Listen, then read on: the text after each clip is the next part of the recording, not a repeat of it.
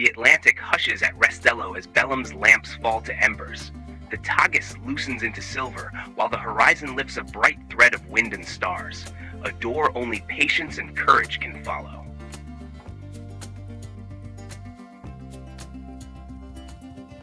Tonight, we journey into the story of Portugal, where the Atlantic exhales a cool breath across cliffs of honeyed limestone, where green hills fold into vineyards and cork oak groves, where the Tagus loosens its wide silver ribbon and leans toward the open sea. You trace the curve of a beach at dawn, footprints soft in the sand, gulls turning like scraps of paper on a breeze that smells of salt and rosemary.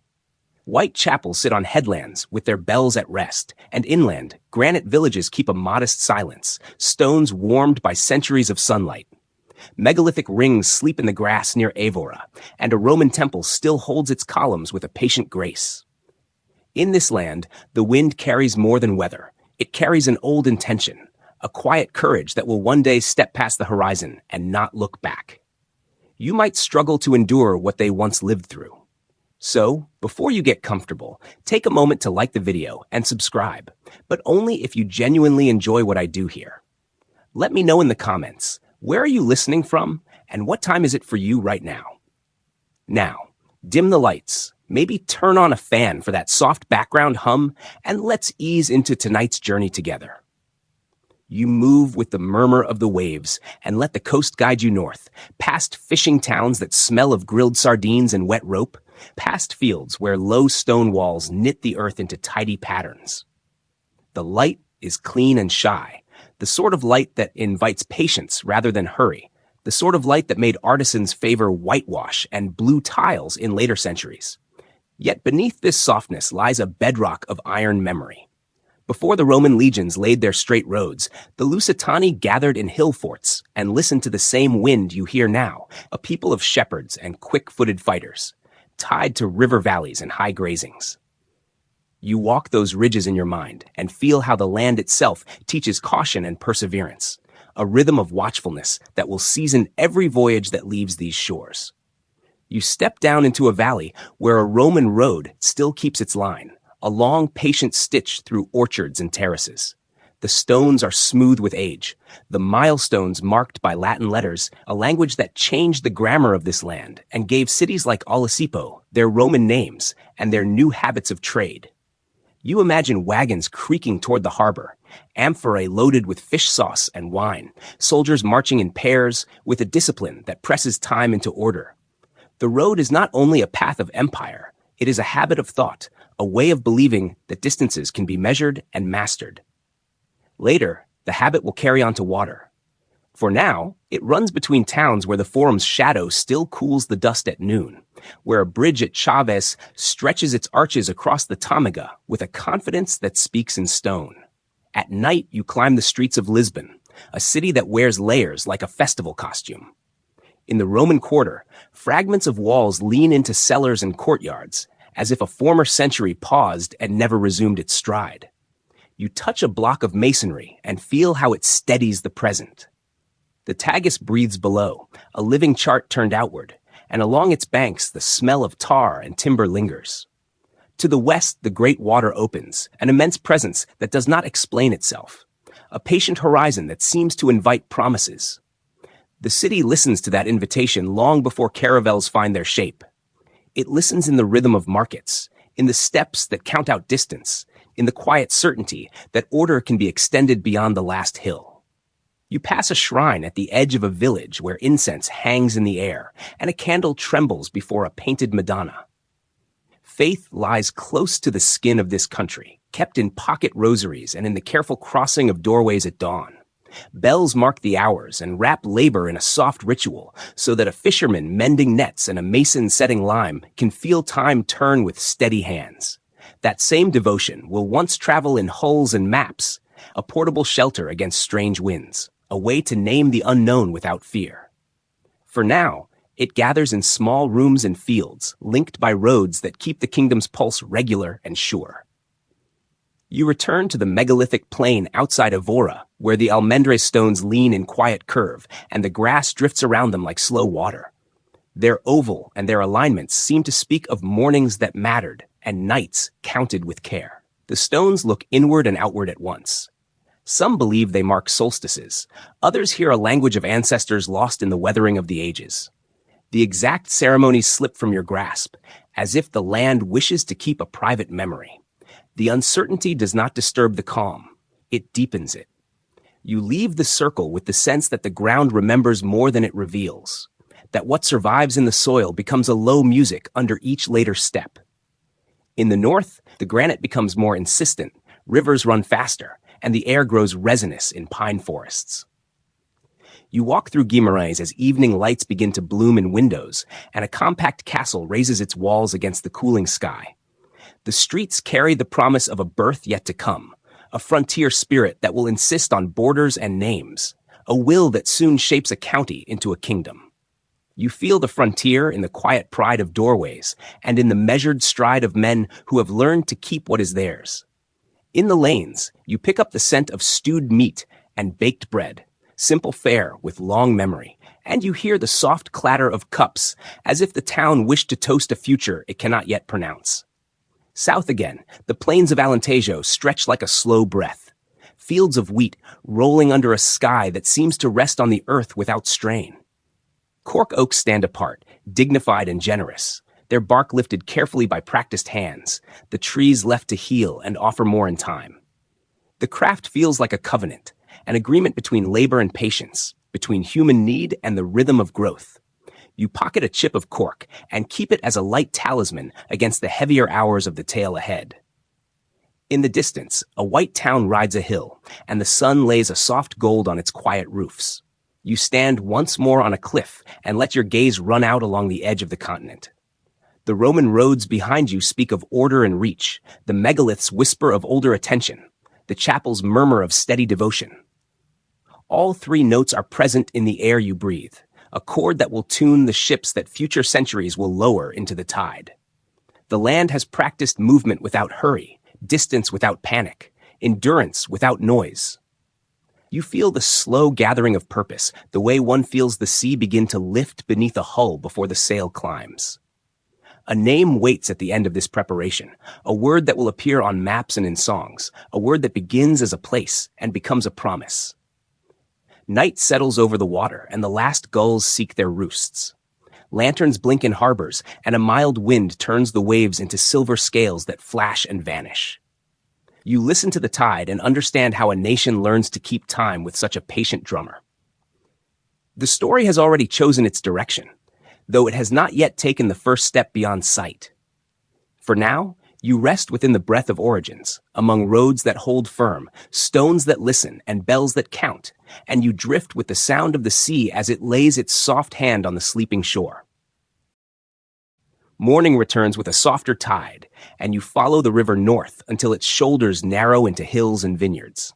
Granite steps rise to a small keep where banners stir, and below the walls, a market hums with wool and wine and iron nails. The land speaks Portucale now, a name that clings to the mouth of the Douro and to the settlements around it, a county set upon a frontier that feels the pull of two suns. To the east lies the old authority of Leon. To the south stretches a long harvest of Reconquista still waiting to be gathered. You walk the lanes and feel the grit of a people learning to stand without leaning, a people who keep their saints near and their swords oiled, who trust their own hills more than the promises of distant courts. In the chapels, candles make brief stars against lime-washed walls, and outside, vineyards answer the sun with slow sugars. The rhythm of labor grows steady in your ears. You arrive at Guimarães as bells carry a quiet call over red tile and stone. Within those walls, a young noble learns the weight of choices and the shape of maps. Afonso Henriques moves with the certainty of someone raised among watchtowers, as if his stride already understands that borders can be taught to obey a will. You walk where he might have walked, across the courtyards where spears lean and armor warms in the light. The air holds the scent of leather and beeswax, of ink and iron. Letters sent to Leon and Galicia seek advantage and peace, yet behind each line stands a resolve that does not tire. Lords bargain and vow, abbots bless, captains count lances, and the small kingdom that does not yet exist takes form in the minds of those who speak of it as if it were already awake and listening. A field near Somamede stirs with the rumor of choice turning into action. Hooves crease the grass, shields lift, and the county draws a breath as long as a life. You do not hear speeches. You hear the plain talk of men who know the price of holding ground. When the dust settles, the young count carries more than a victory. He carries a permission granted by the land itself. The county becomes a self that will not be folded back into any other. You walk among discarded spearheads and find a fragment of ribbon trampled into the soil. You keep it as a thread that will lead forward to a crown. The sun lowers without hurry, letting the day accept what it has become. Further south, the river Tagus runs wide and silver as a promise.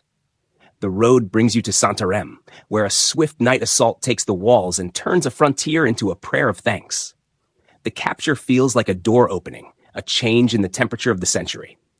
Not long after, sails thicken on the horizon as ships from the colder north answer a call to pilgrimage and war. You walk the banks below Lisbon and smell pitch heating in cauldrons, hear the murmur of archers stringing their bows, and watch ladders rise against stone that has learned the weight of sieges.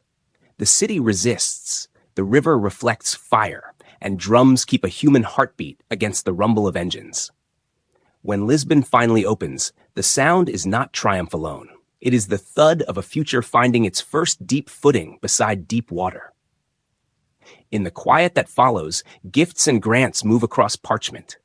Knights of the temple receive lands at Tomar and begin to lift a complex of walls and churches that look like prayer holding a sword.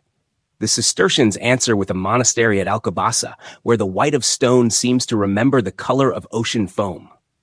You walk the cloister and breathe the calm of work that respects silence, kitchens where bread rises before dawn, orchards laid out with a geometry that feels kind to the eye. These houses of faith become more than shelters. They are reservoirs of skill and memory. They teach forests to serve ships without waste, rivers to serve mills without hurry, and men to keep clean accounts so that a kingdom learns to make its reach not only brave, but orderly. The coat of arms spreads across a banner in a hall lit by high windows. 5 small shields speak in blue and silver, a pattern that invites patient interpretation. Some see the sacred wounds in the arrangement. Others hear an echo of coins that once fell from a captured purse. You trace the queenas with a fingertip and sense a symbol that gathers meanings like a net gathers fish. The white field feels like a coastal mist, the border of red a steady breath of courage. The banner is not merely decoration. It becomes a portable homeland that travels into every negotiation and every assault tower.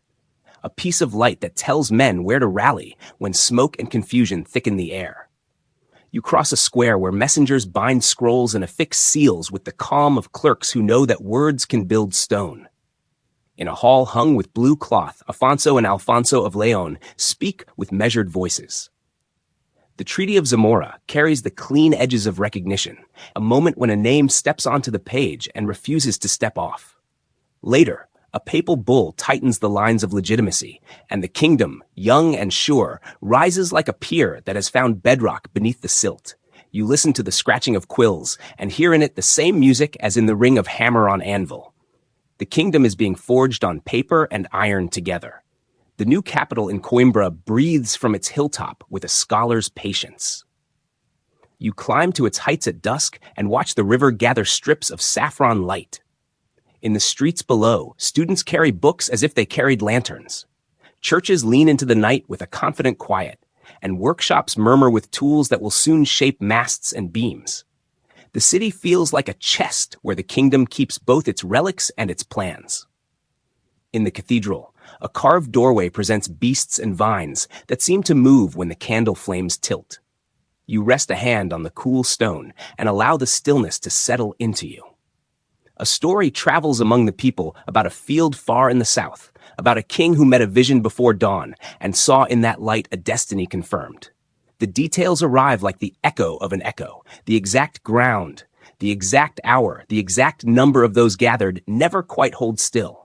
You feel how such a story does its work, regardless of the measurements. It collects courage and lays it carefully in the hearts of men who will sail and siege and govern. It gives a nation a dream that can be folded and carried like a small icon in a pocket, close to the pulse.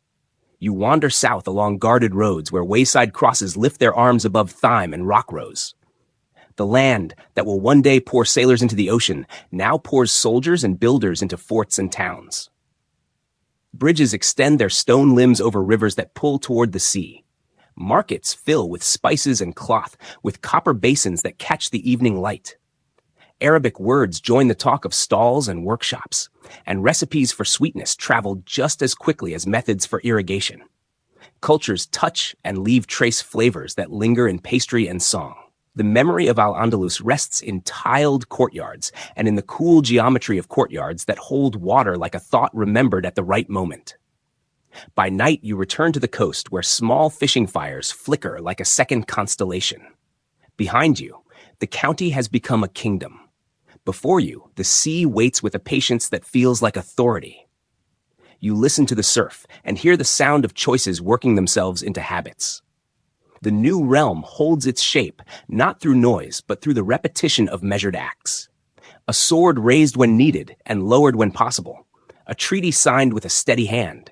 A monastery planted where it will teach a valley to keep its own calendar.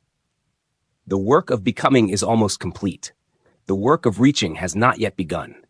You fall asleep to the slow beat of breakers on sand and wake to the same rhythm, comforted by the sense that a compass has been set in the mind of a nation. The wind smells of pine and salt, the bells keep their hourly patience, and a young crown glints in the early light as if the sun had found a new surface that pleases it. The next steps will meet North Africa and the islands beyond. But for now, you rest within borders that finally know their own name and their own voice. The kingdom breathes, and the ocean listens. You wake to a sky that feels newly washed, as if rain in the night had cleared the air for a difficult vow.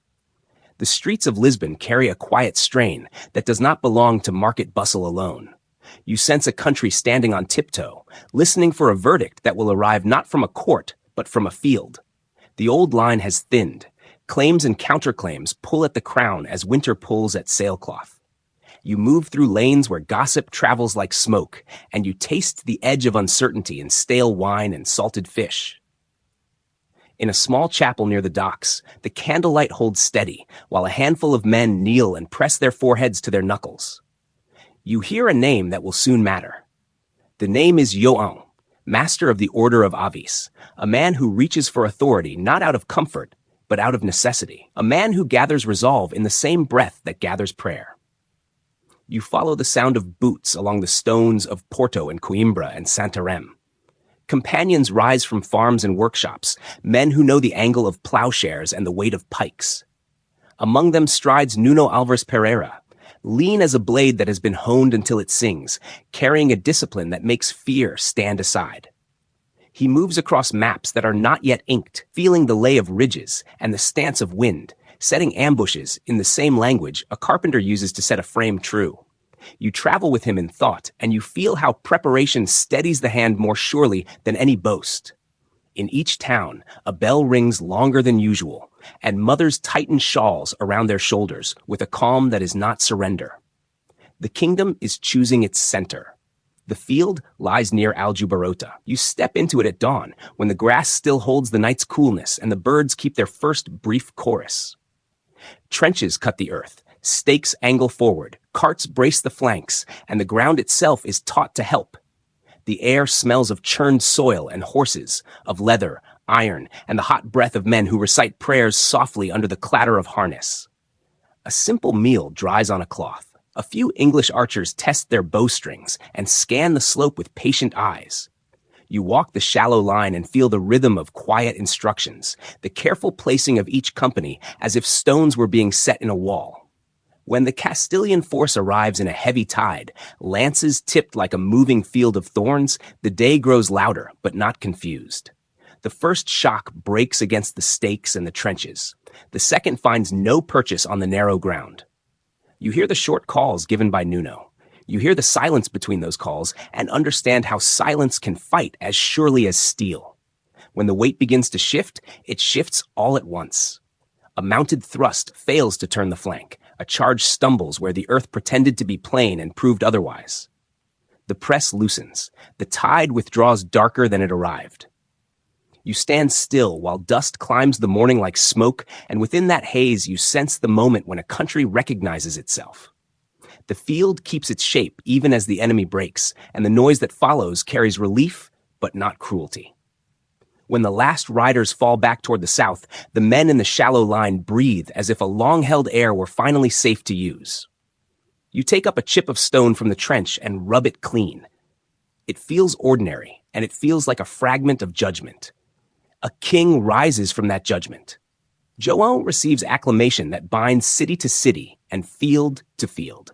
You stand in a hall where oaths are spoken with a steady tone, and you find that your shoulders loosen as the vows knit themselves into the frame of the realm.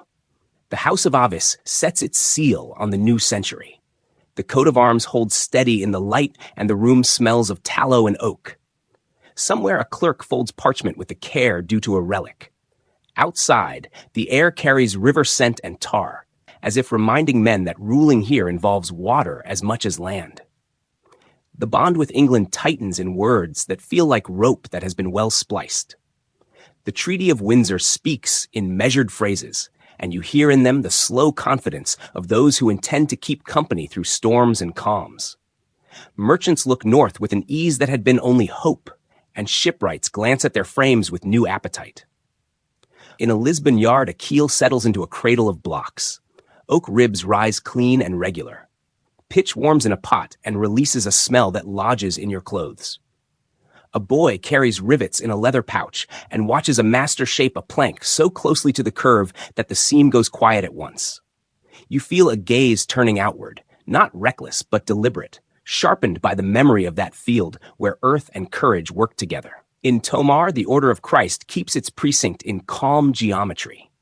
You walk the octagonal church where light sifts across painted saints and nautical motifs that seem to lean toward the idea of departure. The walls hold the afterglow of an older brotherhood whose name the century no longer speaks.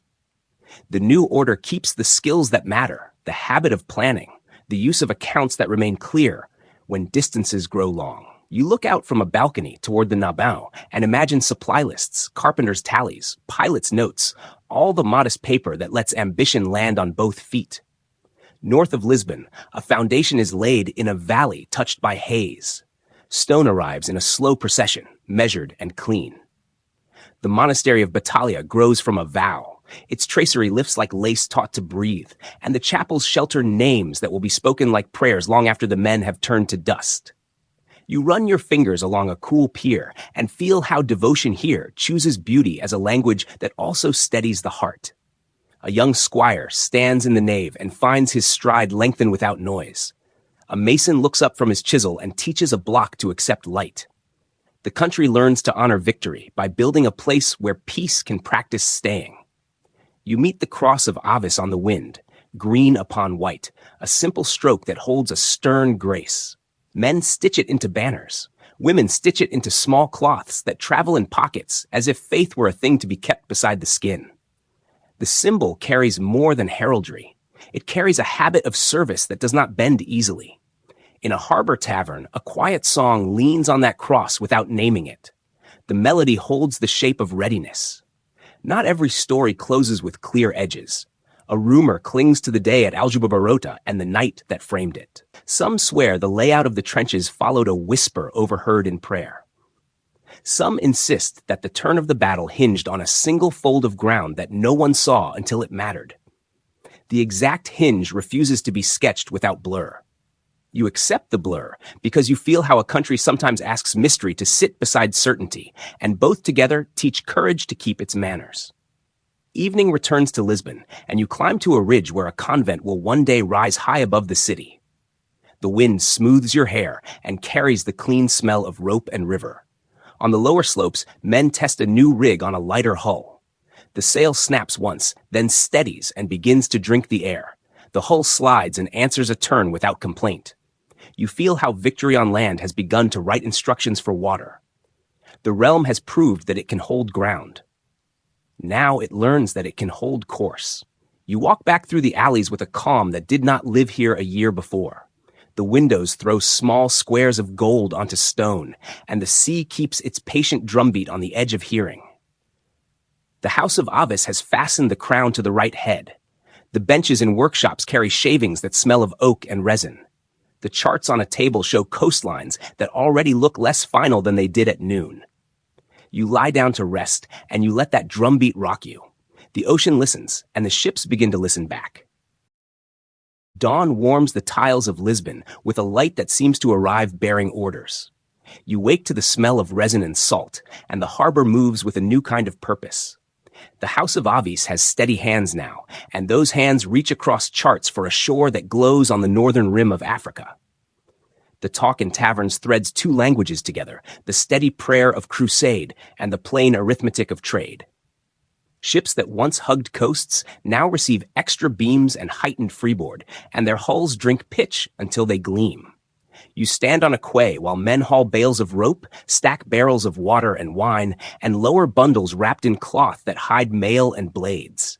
Boys carry messages between warehouses and counting rooms, and in each doorway stands a woman passing a last blessing to a husband or a son. In a hall at Torres Vedras, the decision has already taken root. The king listens to captains and clerks, to monks and merchants, and no one voice carries the day. The choice feels like a braided cord. Faith tightens one strand, hunger for gold that crosses the Sahara tightens another, and the wish to learn what lies beyond familiar wind patterns tightens a third. You walk out after the meeting, and the air itself feels thinner, as if a border had been moved a finger width and the lungs needed to learn a new rhythm. Word drifts north to Porto and south to the Algarve. Blacksmiths lift their hammers and sparks climb the forge mouth like fireflies. Cooks prepare hard rations that can outlast a week of wrong weather. Scribes finish lists with a careful hand, then seal them with wax that holds the imprint of a ring. The fleet gathers like an answer, forming on the lips of a country. Carracks stand higher than anything seen on this river 20 years ago, and the lighter caravels move among them with a dancer's confidence. Standards show the 5 shields and the green cross of Avis, and the water reflects those colors in broken strips of light. You feel the city holding its breath. The king steps aboard, and the decks reset themselves around his weight. Beside him walk 3 princes who carry both youth and attention. One of them keeps pausing on the quarterdeck to read the river, as if the river were a sentence that could change with every tide. His name is Henrique. He watches wind, he watches angles, he watches the way crewmen glance at the horizon when their hands are free, and it pleases him that the glances are long. Departure tastes of tar and sunrise. Oars push, sails climb, and the fleet turns from the wide mouth of the Tagus to the long green of the Atlantic. The coast slides by, cliffs and beaches, then the curve of the Algarve where sardine boats lift their prows and salute. You spend nights under a strong sky, the stars bright enough to explain themselves, the sea rolling with a patience that soothes the bones. On deck, the talk rests on currents and shoals, on the line where the color of the water changes from slate to blue, on the smell that announces land a day before land reveals itself. Dawn paints Cape St. Vincent as a black tooth against a field of pink. Then, by degrees, you leave the known coast behind and follow the outer edge of maps toward the narrow strait that keeps 2 seas in conversation. Gibraltar's shoulders rise before noon, and the strait begins to speak in cross currents and quick gusts. The fleet tightens its formation. The signal flags climb and fall, and pilots lean into their compasses with the focus of men counting heartbeats. To port lies the familiar shelter of Iberia. To starboard lies a low band of Africa, bright and near, dressed in a light your eyes have not met before. You taste cumin in the air, iron too, and something sweet that could be dates from a market you have yet to see. The fleet slips through and enters Mediterranean calm. Ahead, mounted on a rocky peninsula, stands a city that has watched this water since Phoenician days. Its name is Ceuta, and its towers keep the sky company. Night carries the fleet close, and lanterns on each stern hide behind boards so that the light faces only backward, a hush taught to fire. Oars ease the last cable lengths. Men whisper the Lord's Prayer, and others, born in towns shaped by Al-Andalus, breathe familiar verses that keep courage awake without noise. Ladders touch stone. The air smells of limestone warmed all day, and the bitter note of oil in engines that wait to throw fire. A trumpet calls once from the wall, then confusion tears the call in two. The first men on the parapet find their footing and pull the next man up by his belt. You climb in the ear and eye of the scene, not with your feet, but with a slow compassion for the risk carried here by muscle and will. Fighting finds its brief and terrible geometry in narrow streets lit by doors thrown open. Footfalls strike stone that remembers Roman sandals and Berber sandals, and now iron-shod boots from across the strait. You keep to a doorway and watch the struggle move past like a weather front. The city resists. The city accepts. The turn happens in rooms where breath condenses on plaster and then vanishes. When dawn lifts, the banners of the Green Cross and the 5 shields hang above the gate, and silence arrives with a weight that outlasts applause. Men drink water from a basin, and the relief in their faces has no words attached. The king walks the walls at first light. The princes walk with him, each marked on the cheek and sleeve with the night's work. Henrique watches the harbor with the same attention he gave the Tagus. He notes the way currents slip along the peninsula. He notes the arc of the beach where a small yard could be set. He notes the warehouse doors and the angle of alleys that lead inland. A chapel receives a name, Santa Maria of Africa, and a bell learns the air. A mosque keeps its quiet in a new role, but the columns feel the same hands and the same sunlight and do not complain. The market opens in uneasy fashion by midday. Spices that cross deserts sit in bowls near copper basins that catch the sun as if they had trapped it. Traders speak with guarded courtesy. Some prepare to leave, some decide to remain, and every decision knots the century in a new place. News runs south along caravan lines, then recoils. Gold that once moved through the city now looks for other ports. You sense both gain and loss walking beside the victors. The capture carries honor that will be sung in halls, and it carries costs that will tug at purses and consciences long after the songs grow faint.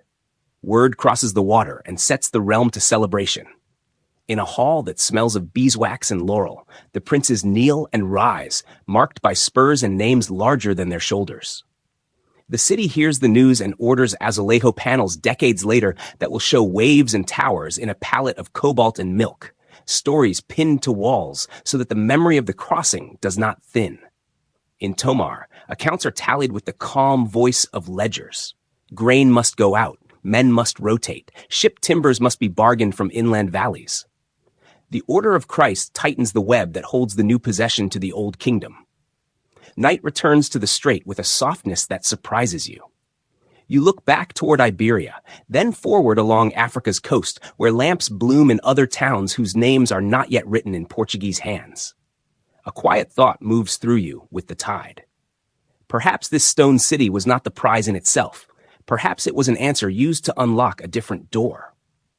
Perhaps the real turning lies not in the walls that changed hands, but in the new habit of crossing water with a purpose that does not end at a harbor. The idea settles without insisting on clarity. The century will go on testing it. You lean on a parapet and watch the sea darken to indigo. Somewhere behind you, a scribe finishes a report that will ride north in a fast hull. Somewhere to the east, a caravan waits for a signal that the road is safe, and the silence gives no firm reply. The city dreams of its older names, and the fleet dreams of coasts that do not yet exist on any chart kept in Lisbon. You feel again that first breath the nation gathered on the quay, only now the breath is longer. The gate has opened. The night air pours through it and carries the smell of pepper and resin, of leather and oiled rope, of possibility that tastes like brine. You climb the road towards Sagres as a pale wind smooths the heather and the cliffs breathe a salt that bites the tongue. The headland rises like a prow fixed to the land, a blade of stone that divides water from water. You feel the edge of Europe under your soles and hear the Atlantic lay its long voice against the rock. At the far point, a wall curves to meet the sea, and within that curve, the ground holds a circle of low buildings, sheds for spars, rooms for charts, a chapel with white walls that glow before the sun finds height. A bell carries clean across the promontory. Men cross themselves and move to their work with a quiet that feels like discipline rather than fear. You breathe deeper and count the minutes with them, as if the hour itself were a rope to be coiled without knots. Henrique keeps a lodging nearby, simple and severe, a table for maps and a chair that faces the western light. You watch him trace a fingertip along a coastline, then stop where the chart turns to guesswork. He speaks little, yet attention seems to flow from him like a steady current. He sends for pilots who have smelled the weeds that drift far from sight of land. He listens to Arab-speaking sailors who have learned the moods of the Canaries, and to men from Brittany who read swells as if they read script. He pays shipwrights to try hulls that accept more sail without losing obedience. He notes each trick of rigging, each variation of rudder and keel, not as curiosities but as tools. The headland becomes a lens that gathers what the sea already knows and teaches it to men who will carry it farther. In the little harbor at nearby Lagos, frames rise and take on skin. The caravel grows from benches where men who have worked pine and oak since their father's mouth. Fathers now try a bolder curve and a livelier balance. A lateen sail climbs a raked mast and catches a wind that would have troubled a square sail. The hull answers a helm with a grace that surprises even those who built it. Crewmen run a drill along the quay, reefing and letting out, tacking in tight water until the maneuver feels like memory. You run a hand along a new plank and feel heat in the wood from the plane that just passed. The smell of tar binds itself to the air and to your sleeves, a scent that will travel with you in thought through many sections of this story. Inside a low room, pilots talk over a chart that looks different from the neat spiderweb of a Mediterranean portolan. Atlantic coasts need other habits. The lines here do not pretend that islands always announce themselves before fog lifts. The compass takes more authority. The North Star holds the night still when clouds permit. A lead line coils at a sailor's feet, ready to speak the depth in a language of knots and wet rope. A traverse board waits to give a simple picture of hours and headings. Beside it lies a heavy ring of brass, drilled and marked, the mariner's astrolabe that the Portuguese make stout enough to stand the wind. A boy raises it and aligns it with a star, while an older man steadies his elbow. He writes a number with care and smiles when it moves a ship, a finger width nearer truth, on the chart. You walk to the chapel where Nossa Senhora keeps her place above a short altar. The walls accept light, as if they had been taught that task by the sea. Sailors step inside before departure. Some leave a shell or a small carving, a token shaped by idle hands on a long watch. A candle flickers beside a tile that shows a cross within a red border, the emblem of an order that once guarded a holy land and now lends its purse to hulls and masts. Outside, a painter lays cobalt on a panel and draws a simple caravel, a child of wind and wood, then fills the spaces between with water that looks alive even on dry clay. When the glaze fires, it will hold a memory of this day that outlasts the men. Along the cliff path, you find markers that face the ocean. Each stone is a lesson set out under the wide sky. On one, a pilot scratches a note about a current that turns east in late summer. On another, a master writes how a wind will veer after noon and return after dusk. The path itself begins to feel like a school where every wall lives and the sea provides the slate. You sense a method rising that respects the Atlantic with a patience learned from vineyards and mills. No hurry despite the hunger for gold and spice. No leap without a sounding. Each voyage returns with an extra line on the chart and an extra caution to be taught by the lamplight of the next winter. By night, the sky becomes a book that the men know by heart. They name Arcturus and Spica and the crooked path of the Great Wain. They measure the height of Polaris and let latitude speak to them in calm tones. A sailor tells of a darkness far to the southwest where no familiar star holds the line. He calls it a sea where the sky forgets to answer. Another mentions a warmth that rises from the water near a certain latitude, the smell of wet rope sweeter, and the skin sticky under the shirt. You note these details the way they do, not as marvels, but as more thread for the net of knowledge that they throw again and again across the face of the ocean. The yards test the limits of hull and spar. A caravel with 2 masts takes a new third and learns to balance it. A broad-bellied ship tries a trimmer waist and finds more speed without surrendering strength. Men argue in low voices about a finer entry at the bow or a fuller stern to carry casks home from islands no one has yet named. A carpenter shaves a rib until it follows the line he drew on sand with a stick at dawn. A pilot ties a new knot that bites and releases cleanly, and by evening, half the quay uses it as if it had always existed. You feel progress settle into the place not as noise, but as a deeper quiet. The talk along the benches turns to a path that leaves the coast after Cape Boador and swings wide to meet winds that return a ship to Lisbon with less strain. The idea of a turn that uses the sky's own habits to lay a road on water takes shape slowly. The men call it a return by the sea's will. The phrase tastes like humility and daring mixed in the same cup. A pattern of currents and winds begins to feel as dependable as the road between Coimbra and Santarém when a rider keeps his horse well shod. You watch the thought ripen without trumpets. Later, when charts accept the loop as a truth, it will seem inevitable. Now it still stands on the edge of imagination. Not every page in this headlands book lies open. Some swear that Sagres holds a formal academy where instruments, languages, cosmography, and law are taught under one roof. Others insist that no single school ever stands here, that the coast itself teaches, that the lectures happen in sheds and on decks and on the cliff path where men point their whole hands at the horizon and let the wind finish the sentence. The buildings remain modest, the records thin, the weathered walls unwilling to settle the matter. You stand between these versions and accept a truth that breathes. Learning gathers where need and patience meet, and Sagres gives them a shore on which to shake hands. A day ends with a sound you will carry. Caravels, still on their moorings, take the evening breeze and tug lightly at their lines. The wooden song runs along quays and into sheds and through open doors where wives lay out bowls of caldo verde for men whose hands still smell of pitch. A young pilot eats, then steps outside and tries the astrolabe again with the star that has just shown its face. He makes the same measure twice to see if the second agrees with the first. He smiles when it does. The headland keeps its breath even after the bell marks the hour when work ceases. You feel that breath join the larger breath of the Atlantic, steady and strong. You sleep near the cliff in a small room where the sea never fully leaves the ear. Before dawn, you rise and walk to the edge where the first light collects. A gull hangs in the wind and seems to face a lesson as serious as any learned inside the walls. Far out, a dark line moves slowly and reveals itself as a returning ship.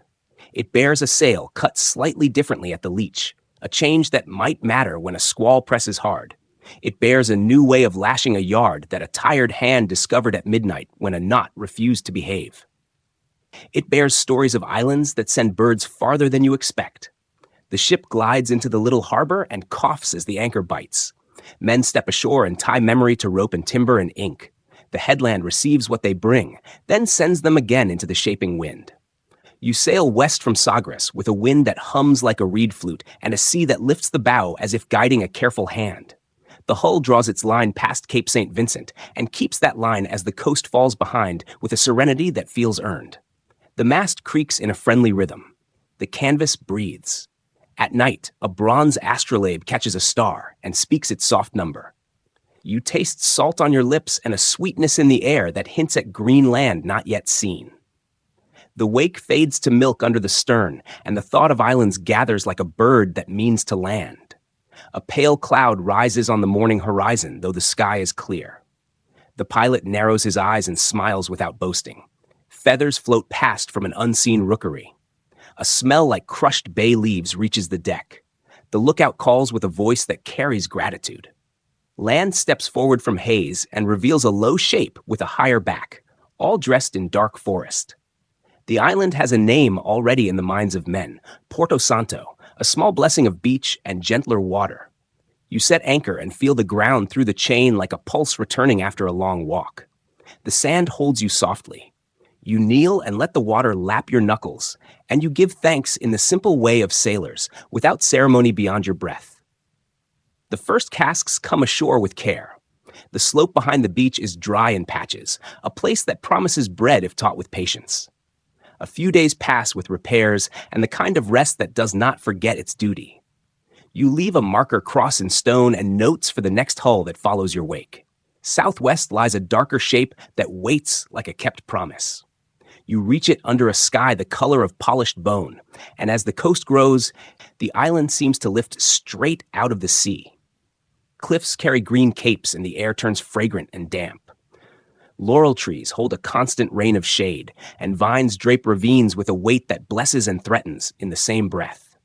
Men name this larger island Madeira, the island of wood, and the name feels like a hand placed on your shoulder. You step into a cove where fresh water runs like a ribbon down a wall that throws diamonds of light into the air.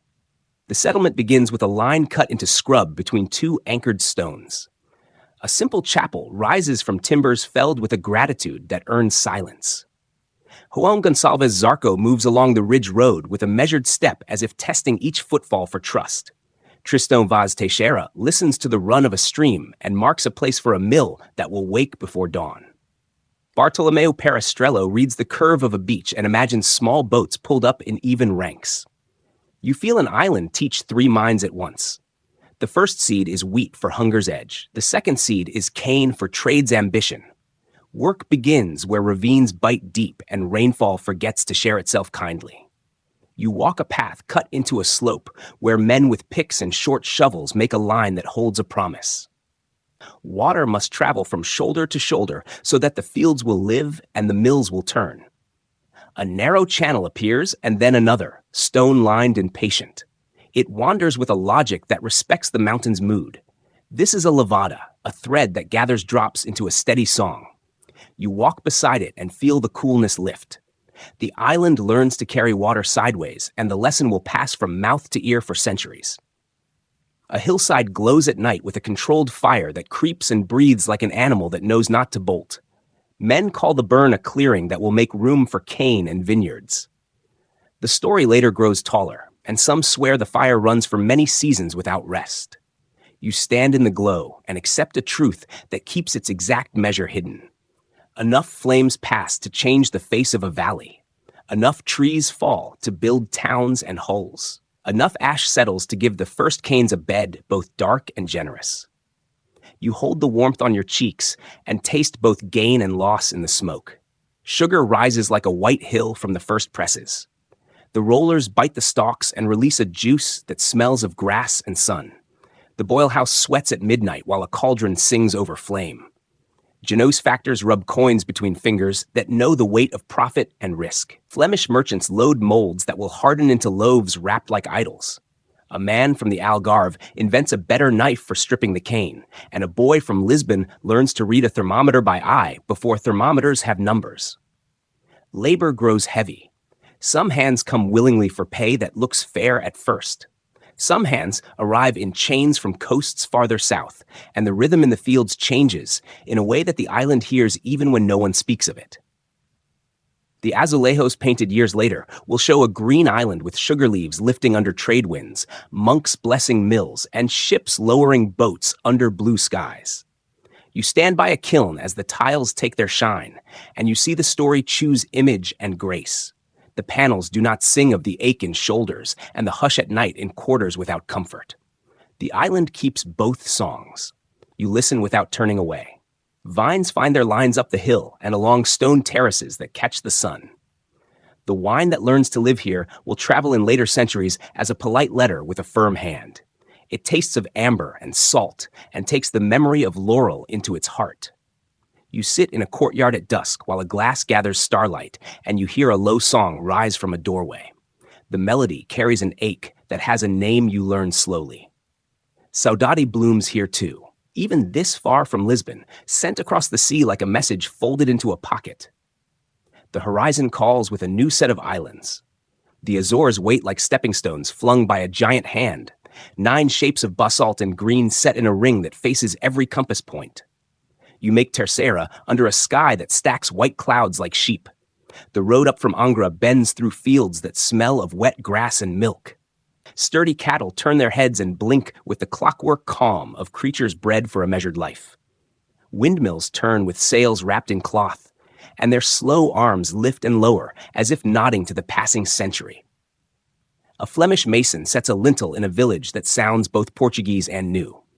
A chapel painted for the Holy Spirit opens its doors, small and bright under a crown that looks like a careful toy held in faithful hands. Processions move with bread and red capes, and drums soften their voices so children do not startle. Gonçalo Velho Cabral lays out plans that feel like a garden written in stone. Wheat sways on gentle slopes, and woad sends a blue that merchants will carry to clothiers far away. The harbor becomes a page where every passing fleet from Africa or Asia leaves a note in the form of a cask lost or a crewman healed in a house that understands fever. Storms visit without notice. A squall moves in from a corner of sky that seemed harmless a moment ago, and the harbor rings with ropes thrown and orders called with sharp clarity. You watch crews learn a second home that requires respect beyond any paper claim. The islands teach the weather's moods like a stern father who hides his tenderness until a soft morning avenge the hard night. A whale lifts a back of slate and vanishes with the dignity of an old god. In later years, the whale will become labor and song and oil in lamps and sorrow unspoken. For now, it is a shape of grace that leaves a furrow of light. Maps drawn in Lisbon show the islands in neat ovals with names lettered cleanly. Old charts made before these landfalls show clusters of dots in similar waters with names that sound like echoes. Some pilots swear that a monk in an older century told of birds that rose from the west for days and then returned with salt on their feathers. A sailor from the north insists that fishermen saw these islands and kept the secret because hunger taught them to keep quiet. The truth sits offshore like a dark line at twilight that might be a cloud or might be a distant coast. You accept the line without forcing it to choose. You spend a night in Angra as bells count the hours slowly. The street stones still hold the day's warmth. The harbor flickers with lanterns that draw their reflected ladders into the water. You hear 3 languages in a single doorway, as men share news of a ship from India that needs bread and sound timber before it dares a winter passage east. The Azores learn to be a hinge where voyages turn, and men recover the calm that keeps a course true. You fall asleep to the hum of a town that knows the value of a calm morning after a night of heavy weather. At dawn, the peaks of Pico and São Jorge rise like black sails against a pearl sky. Vines curl between stones that the volcano scattered, and the fields look like chessboards laid down by giants. Hydrangeas line roads in blue that the light treats kindly. The air tastes of milk and honey and salt. You walk a wall and feel under your palm the memory of the first hands that set these small stones down with care. The islands keep watch over the ocean road. They offer water and fresh bread and a listening ear to pilots who have been too long with only stars for company. The West remains. It always remains. The compass settles. The swell runs from a far place. You feel Madeira at your back and the Azores at your side. And the shape of an empire gathers not in palaces but in anchorages and in irrigation channels and in the careful measure of a star. You step aboard again and the deck answers like a friend. You stand at the waterline south of the Canary Current and feel the ocean change its mood. The swell grows longer, and the wind smells different, not only of salt but of warm stone and desert dust. Ahead lies a headland that lives in the minds of pilots, the way a storm lives in a window at night. Charts grow thin and whispers grow thick around its name. Bojador waits like a closed door. Men speak of a belt of weeds that stops a keel, of a sun that sears sight, of a sea that climbs in green walls and will not let a ship return. You listen to the older helmsman speak low to the younger, and you hear the weight of rumor pressing against the ribs of a hull before the hull has even met the headland. A small caravel leans into the wind and tries the edge. She has the hard grace of the new build from Lagos. Light, quick to answer, with a lateen triangle that drinks the breeze, and a hull that trusts its own curves. Gil Eanes stands near the tiller and watches the color of the water change by degrees. He has failed once and returned with the long face of a man who has heard laughter behind closed doors. He has come again with a boy's eagerness wrapped around a man's patience. A wind arrives from the right quarter. The crew slackens a line. A sail slides to a new angle. The bow lifts, and with no trumpet at all, the caravel eases past the fear that had the shape of a cape. You see nothing theatrical. You see a line of gray water and a low shore that refuses to be special. The marvel lies not in the view, but in the change inside men who have tested a belief and found it smaller than it seemed. Enos takes on board a branch of wild roses and later sets it by the altar of the Virgin to mark how a thorned beauty can be carried safely if respect keeps its place. The news that a ship has rounded Bojador moves along decks and through counting rooms like a warm current that loosens old knots. You feel the kingdom rise a finger's width with the relief of it. More hulls step beyond the line. Nuno Tristão finds rivers that run brown with life and markets that carry copper and cloth. Dinis Dias reaches the mouth where Great Senegal meets the Atlantic and names a cape that is green when the sun treats it kindly. The coast shows its bays and its sandbars in a language that a pilot learns with his whole body. Soundings rise from the deep to the hand in wet marks on a rope. A paddle on a dugout touches the same water as the caravel and leaves a small fan of spray in the morning light. Canoes approach with a calm that declines to fear and declines to hurry. Words cross in fragments. The exchange of salt and cotton, of beads and grain, begins to shape a rhythm that will last beyond any single voyage. At night, the crew hears drums on shore, a soft pattern that carries across the water like a second heartbeat. A smell of smoke reaches the deck and tells of villages behind the dunes. A sailor closes his eyes and thinks of a Lisbon tavern where a singer bends her voice around a note that will not resolve. The two sounds meet, the drum and the song, and teach the same lesson in a different tongue. Longing can grow in strange places and in known rooms, and the sea carries both without spilling. You keep that lesson the way you keep a shell in your pocket for its smoothness. Stone crosses travel in each caravel's hold. When a captain finds a promontory that feels like a hinge, men land and raise a padrão, a pillar that carries the arms of the king and the memory of a prayer. They plant it in rock that looks across the water toward a morning they will not see. The cross stands in strong weather and in quiet, a sign that claims less than a fort, yet more than a word. You lay a hand upon one and feel a stone that has been given a second life as a sentence. The surf spills at its base and then draws back, as if reading the line again for its meaning. From these coasts, the pilots learn a turn that lets the ocean help the ship home. After days of hugging sandbars and islands, they swing into open water and ride winds that circle like a slow wheel. The Volta becomes a habit that makes the Atlantic feel less like an enemy and more like a law that can be obeyed without fear. You see the route take shape on charts in Lisbon as a clean curve that looks almost like grace. The curve teaches patience. It asks a ship to leave sight of land with trust that the sky will return what it borrows. Beyond the Senegal and beyond Cape Verde, the water darkens to a blue that holds silver when the noon light is fierce. Islands lift where volcanoes once tested the sea. Sailors drop anchor and hear birds crying from cliffs that look fresh as if the stone had cooled only yesterday. Wells show sweet water after a short walk inland. Goats adjust to the thin grass, and fishermen learn the temper of nearby shoals.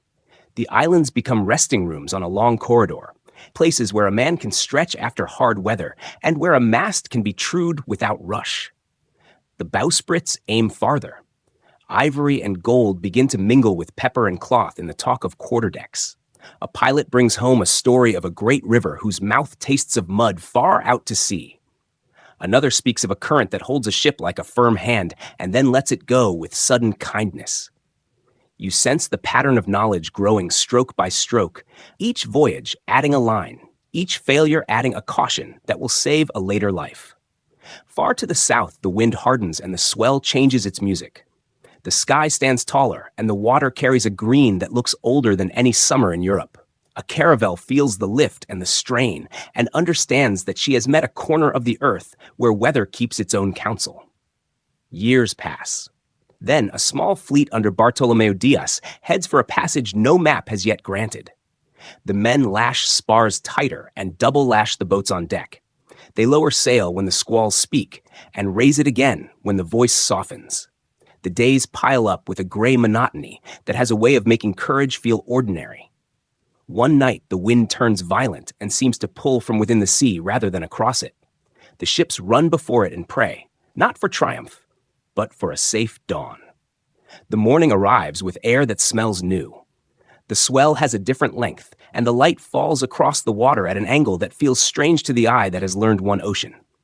Dias holds his course and finds the coast to the east, a coast that tells him he has passed the tip of a continent without seeing the tip itself.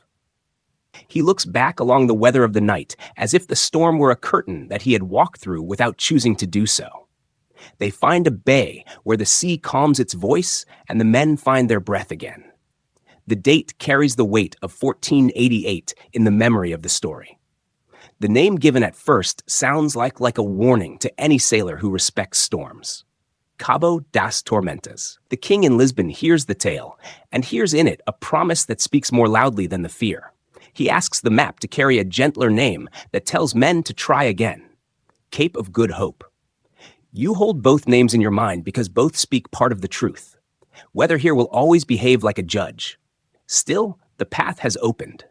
Dias sets Padrões on new ground and turns for home with the knowledge that a road has been found around the foot of Africa. He does not press farther because prudence wins that day. Another will cross where he paused. The bay and the exact anchorage keep their own secret in many tellings. Some say he rounded the cape far offshore. Others place him closer under a night that refused to show the land. The sea holds that memory in its own handwriting and declines to share it.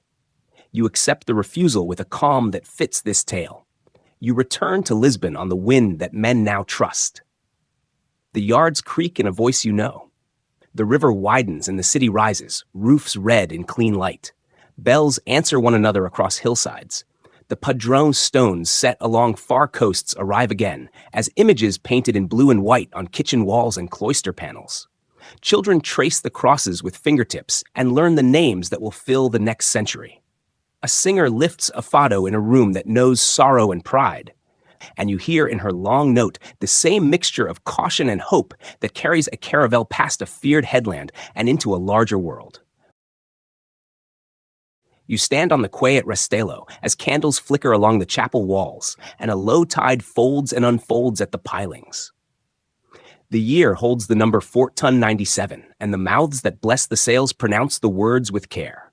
You watch men kneel in the small church of Our Lady and leave silver hearts and tiny ships fashioned in wax so that the sea will remember mercy. Vasco da Gama steps aboard with the calm of someone who has measured risk in silent rooms and prefers deeds to speeches. His captains count casks and biscuit, his pilots check needles and lines, and a choir of gulls answers the city bells with a music that belongs to no kingdom. The fleet leaves the Tagus with sails that drink a northerly.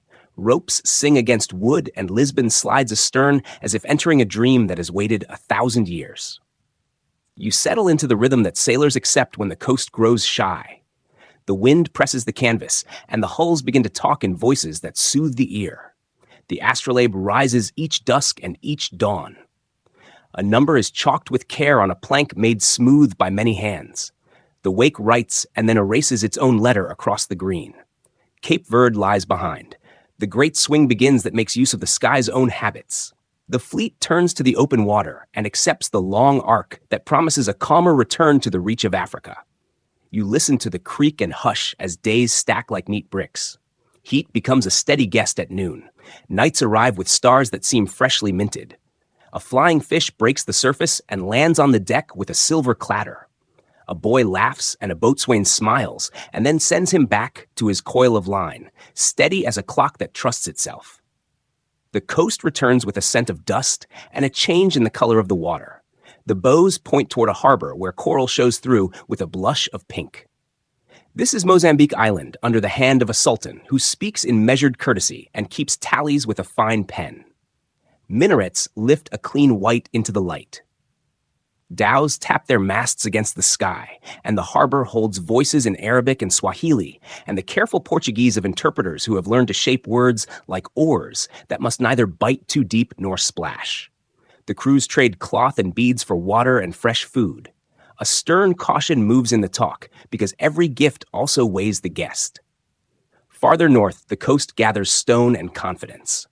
Mombasa shows walls that gleam with lime, and a harbor whose entrance can pinch an unwary keel. Men on the quay watch closely, and a tension lives in the air that salt cannot wash away. You feel the need for a safer roadstead, and the fleet moves on with a quiet that sounds like relief. Malindi offers that calm. Palms lift fans of green, a ruler receives visitors with clear favor, and charts appear that know more of the monsoon than any page carried from Lisbon. A pilot comes aboard who reads the sky as if it were written for him alone. His name moves like a rumor across centuries. Some later mouths will say Ibn Majid. Others trust a Gujarati hand or a sailor of Malindi with no famous name. The deck keeps the truth to itself and only the wind can answer. The wind does not speak. The bows swing on a heading that feels new. The air softens. The sea changes its breathing. Clouds pull long white veils across a high blue. This is the season that Indian Ocean sailors count like treasure. The southwest monsoon gives a road across distance, and the fleet steps onto that road with a gratitude that no one boasts about. Days pass with a measured grace. Dolphins bow under the stem and turn away in quick arcs. A pilot sings a tune that counts the beats of the swell, and the helmsman listens and holds the line.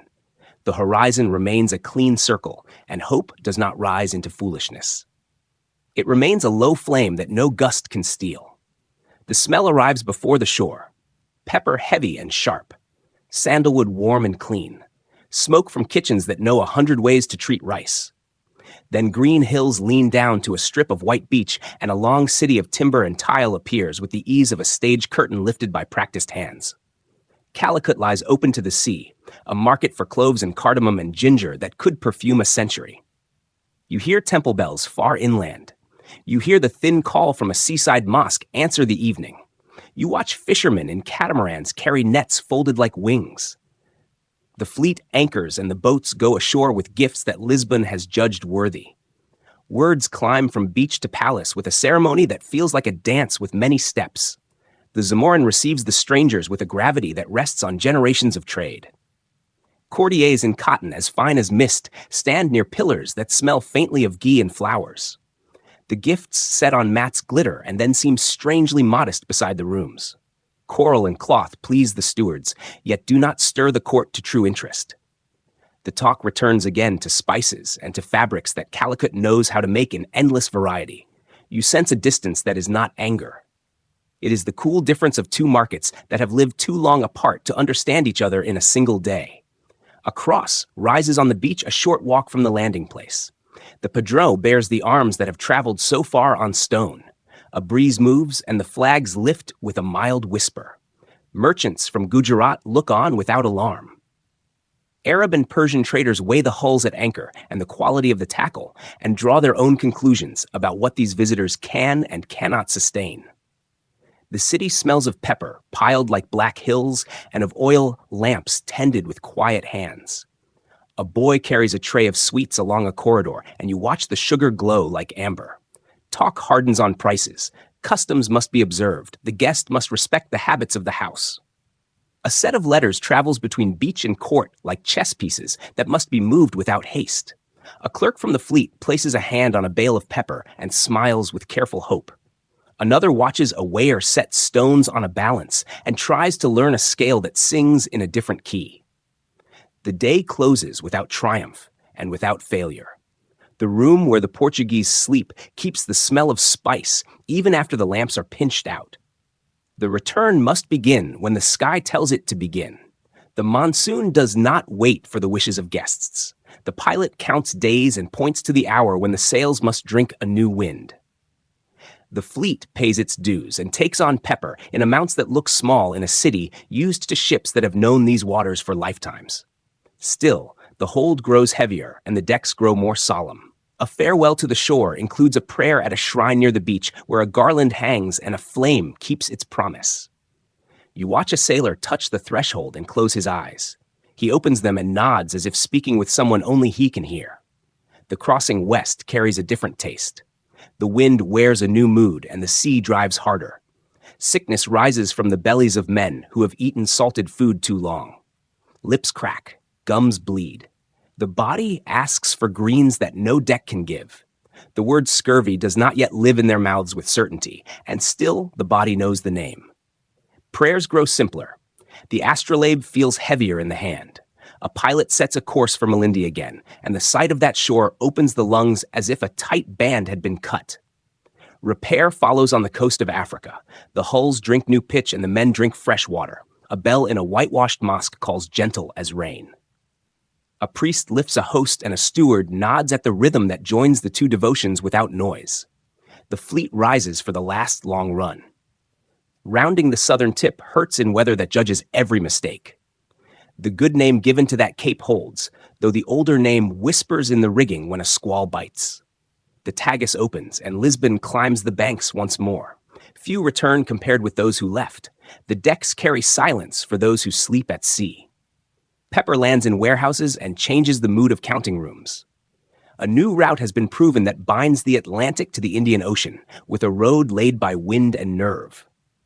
In a chapel, a votive ship receives another thin ribbon tied to its mast by a hand that shakes with grateful fatigue. On a street not far away, a singer finds a long note that tastes of salt and smoke and hopes that stand up after hard weather. You listen, and you know that the passage to Calicut will now belong to many hulls and many lives. You sit in a quiet room where shutters filter the noon into bands of pale gold, and a table waits with ink, seals, and a length of cord that holds a simple knot. Outside, the river keeps its wide breadth, but today the story turns on paper. A line must be drawn where no road exists, a thread across the ocean that will teach pilots which future belongs to which crown. The men who enter wear the gravity of kingdoms and the calm of clerks who know that numbers can move ships without ever touching water. They spread a chart that smells of glue and salt and long travel. A stylus tests the surface. The chord is measured. A meridian settles upon the page like a verdict that has waited in silence. The year that lives on the parchment is 1494. The town that hosts these signatures is Tordesillas, far from the sea, set among fields where wheat lifts its quiet heads to the wind. Yet the room fills with the weight of waves. Castile and Portugal agree to place the line 370 leagues west of the Cape Verde Islands.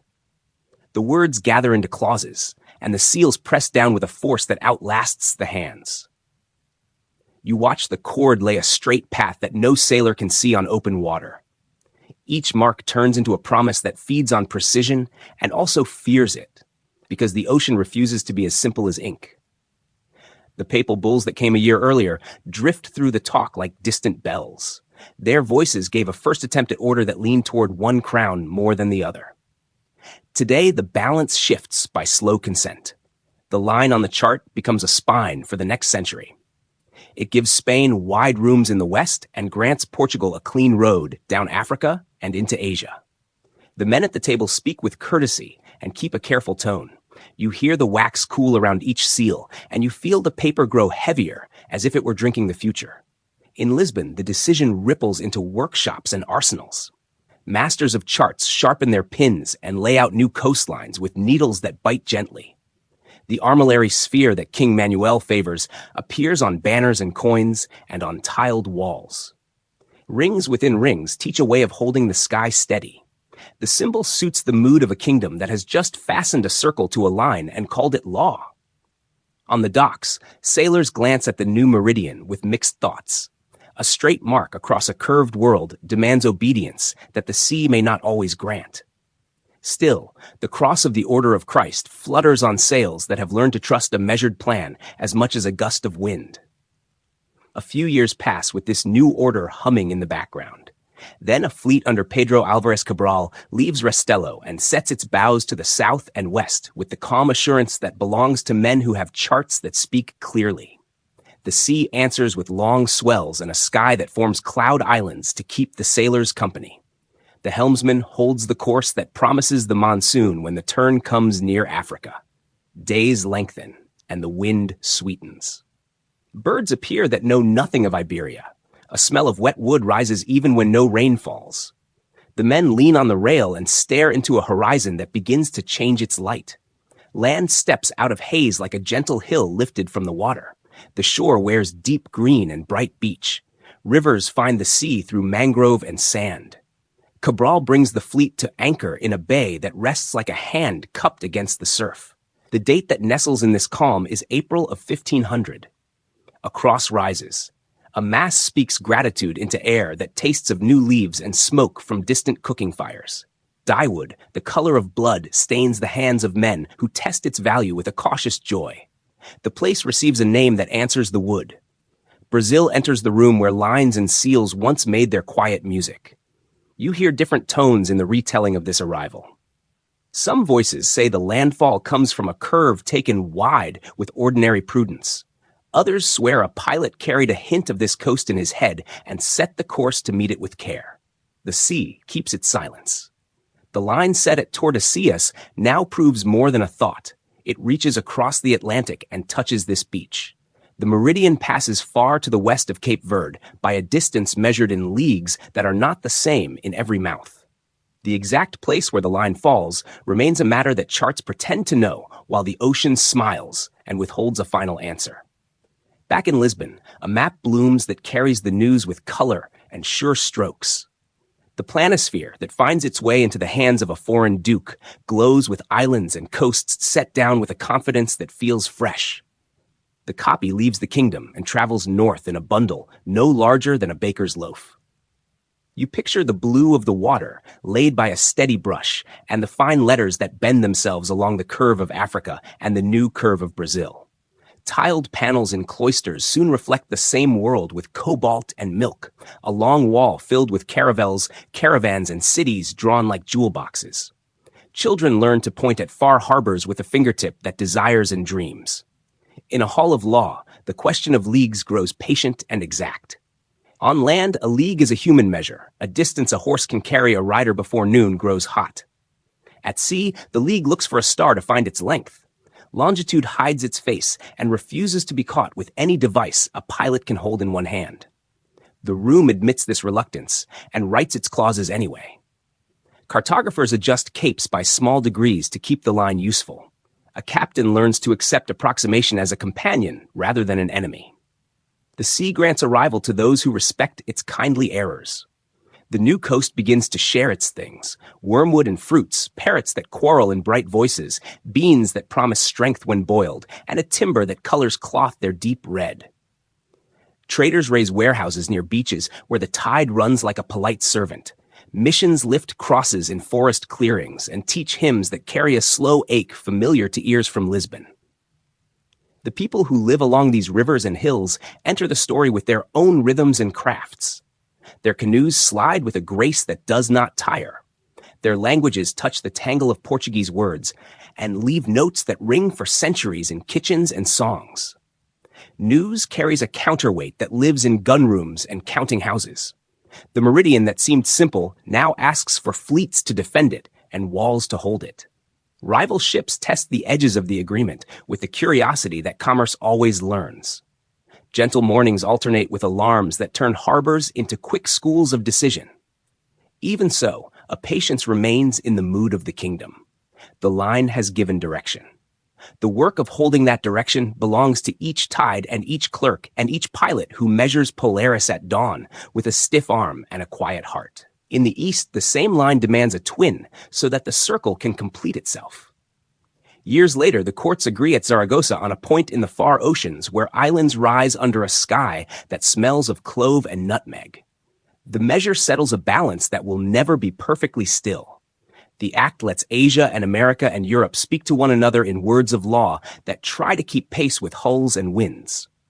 You stand in a Lisbon courtyard while a sphere turns slowly on a stand, and you hear the gentle scrape of metal on metal, as if the world itself were practicing to be understood. Night falls, and the city glows in small squares where tiles catch lamplight. A singer in a tavern leans into a song that names places by their winds. The melody carries the same long line that the meridian carried this morning.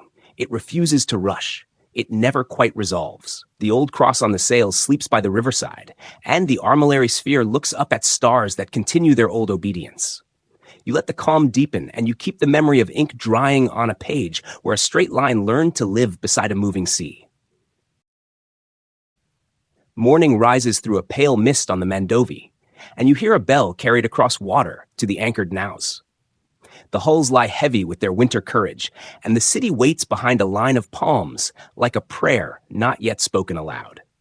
You rise with the crews and step through a market that smells of tamarind and lime and smoke from griddles where bread balloons and falls. Afonso de Albuquerque walks the wharf with a hawk's regard and a priest's quiet, reading the faces of men and the slants of current with the same serious patience. The river widens and narrows around sandbars that remember last year's floods. Out beyond the bend, the island that will become the kingdom's seat of water and law shimmers in a heat that has not yet gathered its full weight. A fleet waits for a tide that turns obedience into motion.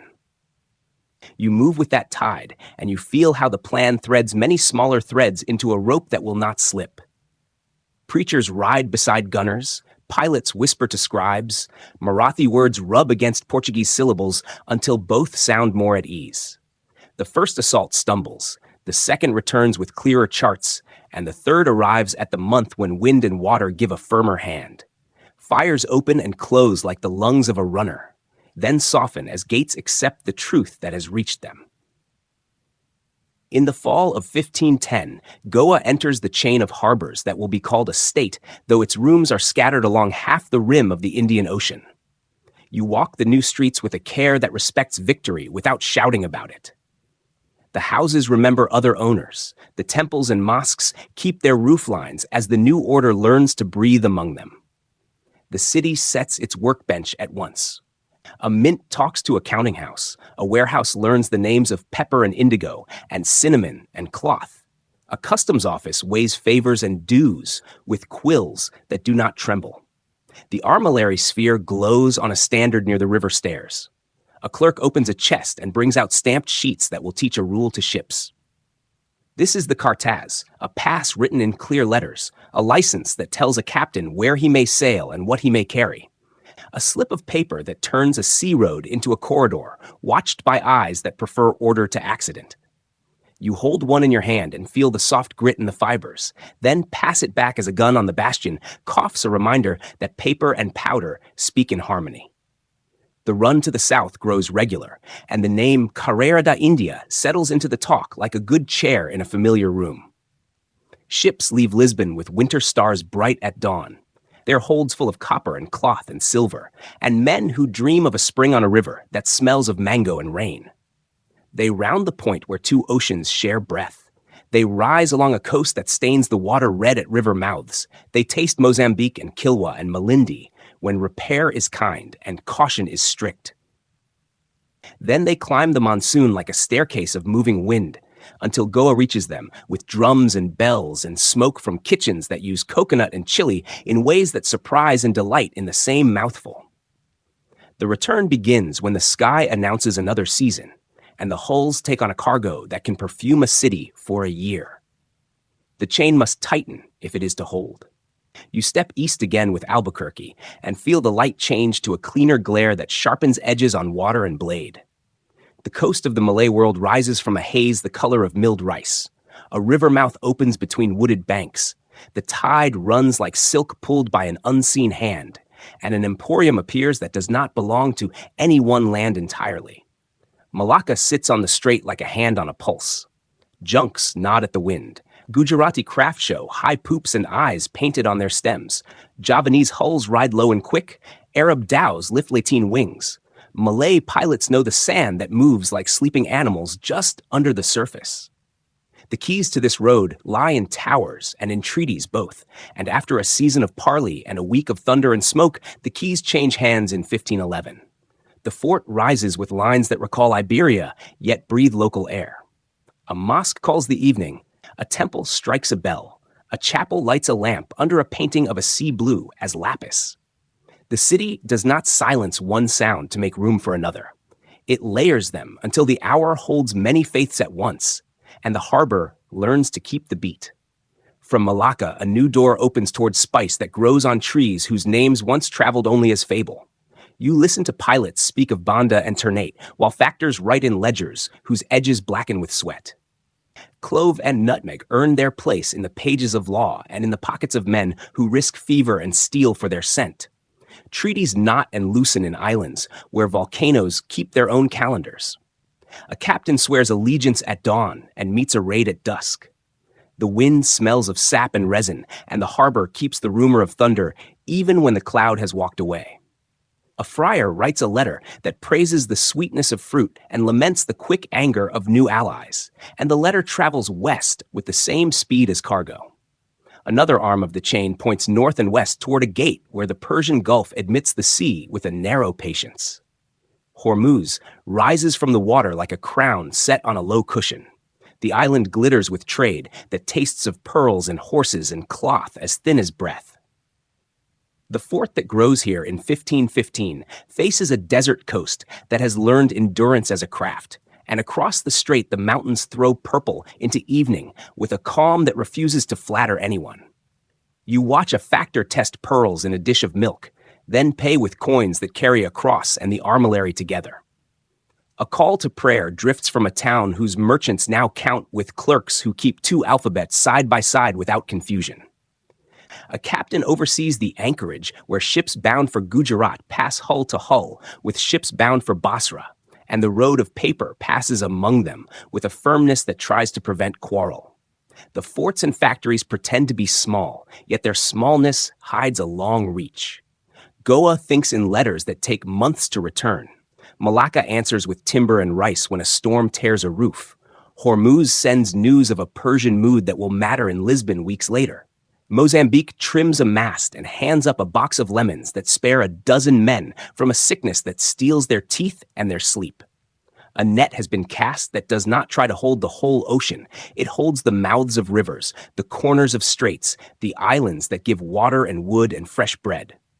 You feel the net through subtle tugs rather than one heavy pull. A chapel rises near each warehouse and each bastion. They are often small, a single room with whitewash that cools the air, and a tile panel that glows with cobalt saints set beside ships that carry crosses on their sails. A crucifix travels in a chest from Lisbon, and when it comes out of the cloth, it faces a crowd that includes men in cotton wrapped without seam, women whose bracelets ring when they pour water for guests, children who stare at the tall hats of friars with the solemn wonder that children carry everywhere.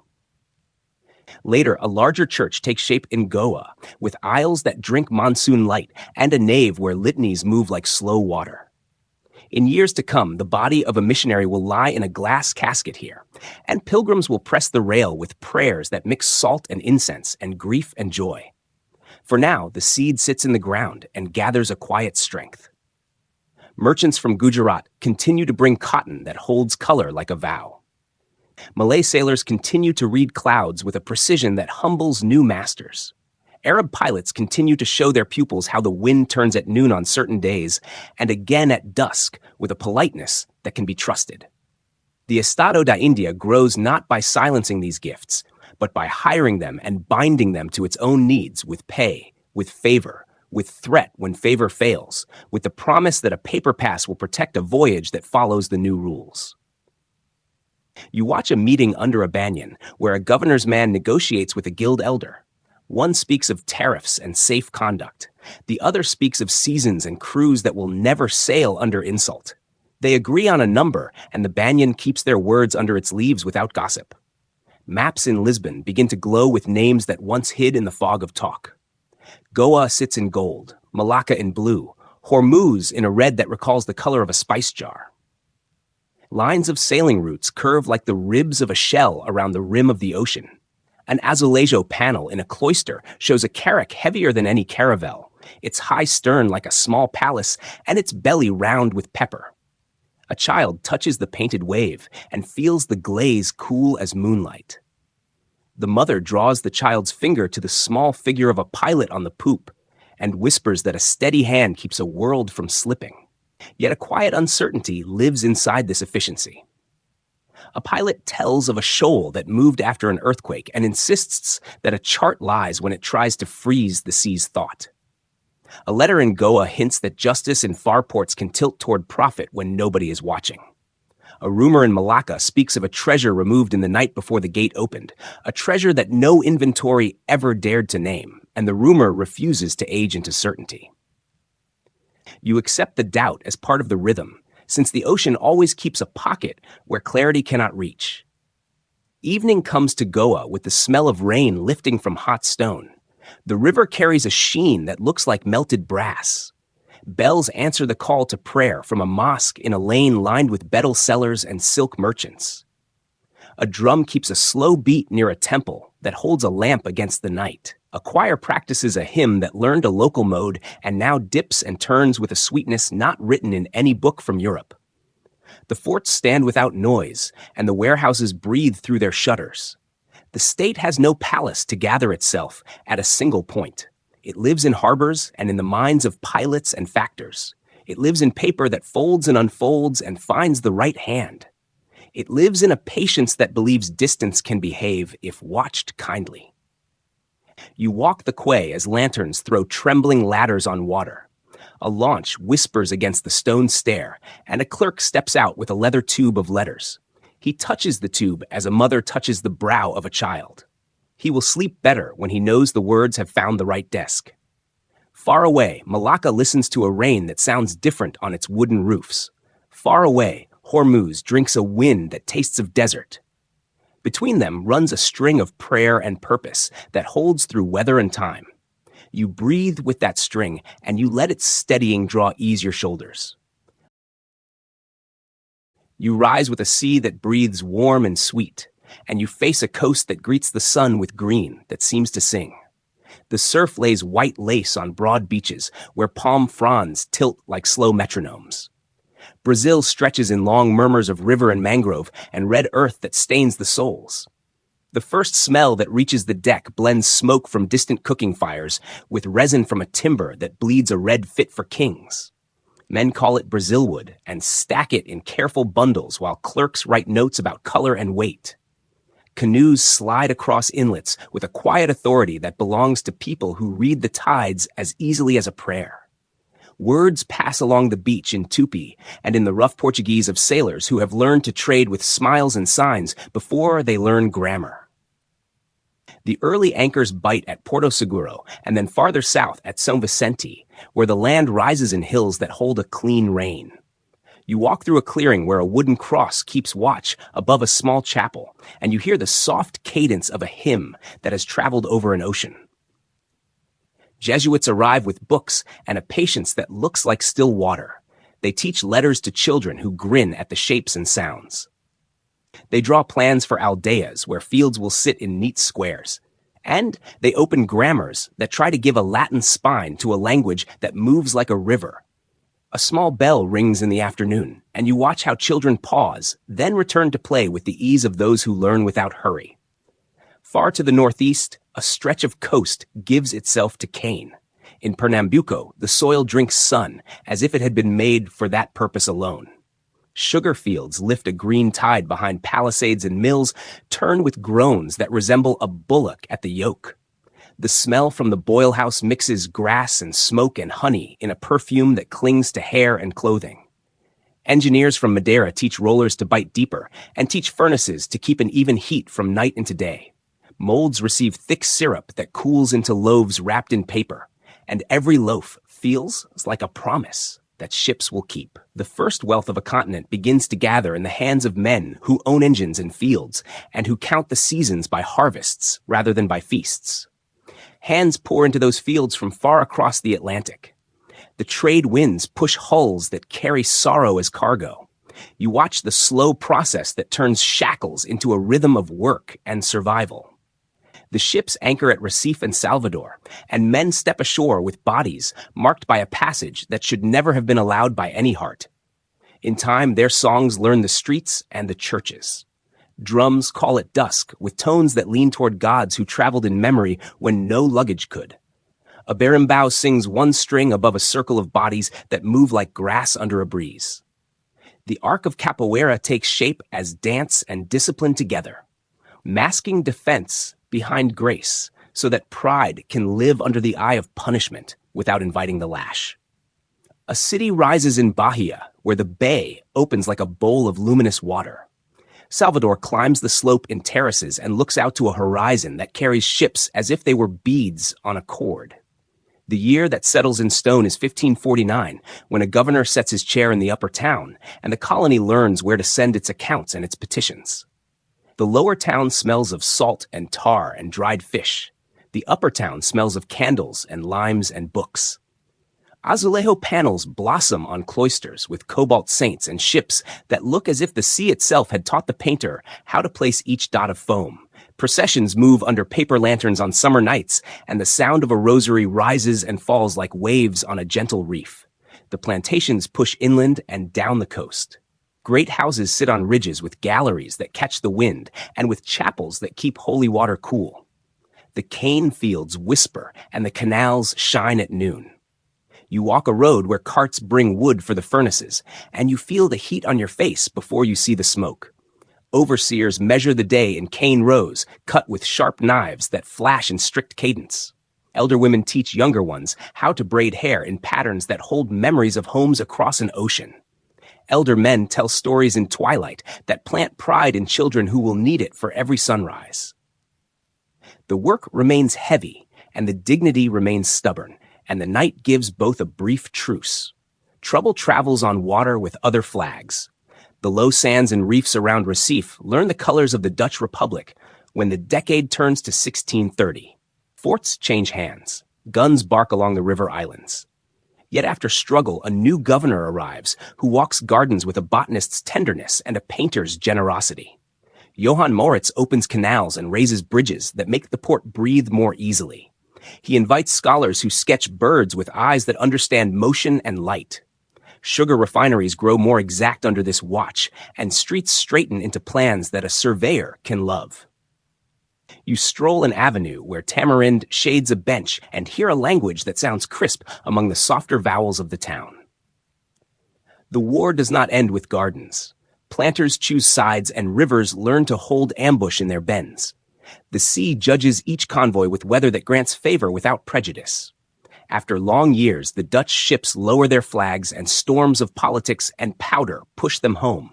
By 1654, the port returns to the older allegiance, and the city keeps both memories. A chapel gives thanks for victory. A ledger records techniques learned during occupation. A boy in a doorway holds a book that shows a toucan drawn with ink from another tongue. The town accepts the mixture and sets its life back to a rhythm that includes both conflict and recovery. The interior answers the coast with its own will. Paths leave São Paulo with men who learn to read rivers as stairways into forests that hold metal in their ribs. These men carry Mameluck blood and call themselves bandeirantes. Their feet teach the map new edges, while their hands bind captives who will work in cane and in kitchens. Their motives mix boldness and greed in measures that cannot easily be separated. A campfire smells of maize and smoked meat, and a quick rain that failed to quench the coals. In the morning, the party rises and moves again toward rumors of gold, and toward villages where songs will be silenced. The forest keeps much of this in shade. The exact paths, the exact number of those taken, the exact words exchanged, remain in a haze that refuses to clear. You accept the haze because the land loves to hold secrets under its leaves. Resistance grows its own cities. Far from the mills, in hills that keep cloud at shoulder height, people who fled bondage build palisades and hold councils that speak freedom in low voices. Palmares gathers families and fields and a will that teaches centuries to listen like hunters. Smoke rises straight on still mornings when cassava bakes on flat stones. Children carry water in gourds and learn which trails hide safely in long grass. Raids come and go. Fires race and then die. The settlement learns to return after each heavy season. A leader named Zumbi steps into the story with a stride that belongs to those who carry more than their own life. The exact hours of defeat, the exact betrayals, the exact ridge where the end arrived shift from page to page as if the mountain wished to shield the last moment from cold ink. Salvador keeps its role, while Recife grows into a second mouth on the sugar coast. Confraternities fill churches with statues that carry both Portuguese features and African poise. Drums honor saints on feast days with rhythms that will one day teach the world how joy and sorrow can share the same dance. A woman lights a candle before a wooden image of Our Lady, and a whisper passes through the air that also honors Iemanjá. The blend forms without permission, because grief and hope meet and decide to hold hands. The ports send out sugar, hides, dye, cotton, and stories. The ports receive wine, oil, tools, habits. The colony breathes in and out and learns that its chest is wider than any plan that left Lisbon. Night falls on a veranda above the bay. The tide returns and touches the stone quay with little sighs. In the distance, a drum counts a slow circle, and a berimbau threads a line above the drum that seems as thin as moonlight and just as strong. A breeze carries the scent of molasses and jasmine. You close your eyes and feel the scale of this shore. The labor and the sweetness, the prayer and the hidden blade, the maps and the songs. The sea keeps a calm face as ships work their anchor cables before dawn. The story gathers itself for another century, and the palms do not rush the wind. You wake to a shore that wears its morning like a veil, and you sense a strain in the city that the light cannot loosen. Lisbon keeps its markets open and its bells regular, yet talk turns toward a southern horizon where dunes hold a secret that refuses to return. A young king rides out in memory with a confidence that feels at once brave and fragile. You walk the quay at Restelo, where ships still lean at their moorings as if awaiting a banner that will not appear. The water bears a calm face while a rumor gathers under it like a current that drifts against the tide. Men speak the name Sebastião in quiet tone, and a chill moves across rooms even when shutters stand open to the sun. Across the water, the year fixes itself to the number 1578 and the day to a heat that presses the breath. You follow the line of a river that loses itself in sand and thorn. The plain near Alcácer Quibir receives the weight of armor and the light step of men in white who carry a different law on their tongues. Dust rises and hangs as if the sky had forgotten how to clear its throat. The first charge meets a wall more patient than expected. The second finds a ground that yields where it ought to hold. You feel the hinge of fortune turn with a slow pity. The noise thins into broken patterns, then stills, and the afternoon keeps a silence that accepts no correction. When night falls, the lamps of the camp glow as small islands that fail to draw one another close. A name is counted and does not answer. The dunes keep their slant and their secret. In Lisbon, the harbor listens for sails that will not cut the river's silver. Chapels fill with kneeling men who stare at candles as if the flame could speak a sentence aloud. Women wrap black shawls that do not yet admit mourning. A fragment of harness reaches a counting room and lies on a table beside a ledger whose neat hand does not tremble. This piece of metal and leather traveled back on the same ship as a story told in low voices about a king who rode too far into a knot of riders and vanished into dust and sun. Some hold to the thought that he lives in disguise and will return on a foggy morning when the Tagus wears a soft cap of cloud. The hope takes a shape and a measure and a name. Sebastianism grows in corners and under eaves, a dream that comforts and unsettles at once. The court must decide with the impatience that duty requires. A child prince is gone before the ink dries on his titles, claims knot around the empty chair, and the knot does not yield to gentle pulling. You stand in Tomar and hear the Cortes weigh blood and stability with the slow care of men who know how easily a kingdom can split along old seams. The face that rises above reluctance belongs to a man already crowned elsewhere. Philip of Spain accepts the scepter as Philip I of Portugal and lifts it with a gravity that tries to respect both histories at once.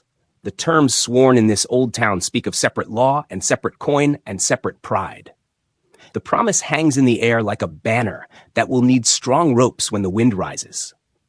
On the islands that watch the Atlantic, the new order finds a rock that refuses to accept it at once. Terceira raises its walls, and the sea around the Azores learns the colors of fleets that do not share court or tongue. A summer battle throws smoke across the bay near Villafranca do Campo, and the water remembers shattered yards and prayers released between the pull of oars. The line of the Carrera bends to avoid sudden teeth that flash in places once considered safe. A year passes, and another, and the islands return to obedience. Yet the memory of defiance lingers like a taste of iron in well water. You walk a quay in Angra and watch a boy trace the shape of a carrack on a wall with a piece of charcoal while his grandfather tells a story that avoids names, but not lessons. Trade falters in ways that numbers do not always reveal at first glance. The road to India still opens and closes with the seasons, and the river still receives fleets that smell of clove and pepper. Yet new flagstaffs rise along coasts that Portuguese pilots first taught to maps. Dutch hulls learn the monsoon with a competence that comes from books and from crews who hear instruction without pride. English ships prowl the Western Ocean with patience and daring, and a single engagement off Flores puts a prize into English hands so rich that London dreams in spices for a winter. The name of the captured ship, Madre de Deus, passes from tavern to court, and the tale grows a little each time it is told. The count of chests and bales does not remain firm from mouth to mouth. The marvel stands, and envy stands beside it. Lisbon finds itself in a Europe that measures loyalties with cold fingers. The old alliance with England must bend to a new king whose promises look east rather than north. Privateers learn Portuguese coasts by night and count their gain by dawn. In monasteries where blue tiles tell stories of caravels and miracles, the painters begin to add different ships to the panels, their sterns cut with angles not learned in Iberia. The armillary sphere keeps its place on coins and facades, a calm sign that prefers law to appetite. Fado settles into taverns with a lower register, and the long line of a song never quite meets its resting note. Saudade deepens into a quiet that still does not yield to despair. In the east, the Estado da India endures while it tightens its belt. Goa remains bright after rain and keeps its place as a desk where decisions are written and stamped. Malacca holds the keys to its strait with fewer messengers and more careful watch. Hormuz looks west and east and learns to reckon with neighbors who have less patience for old papers.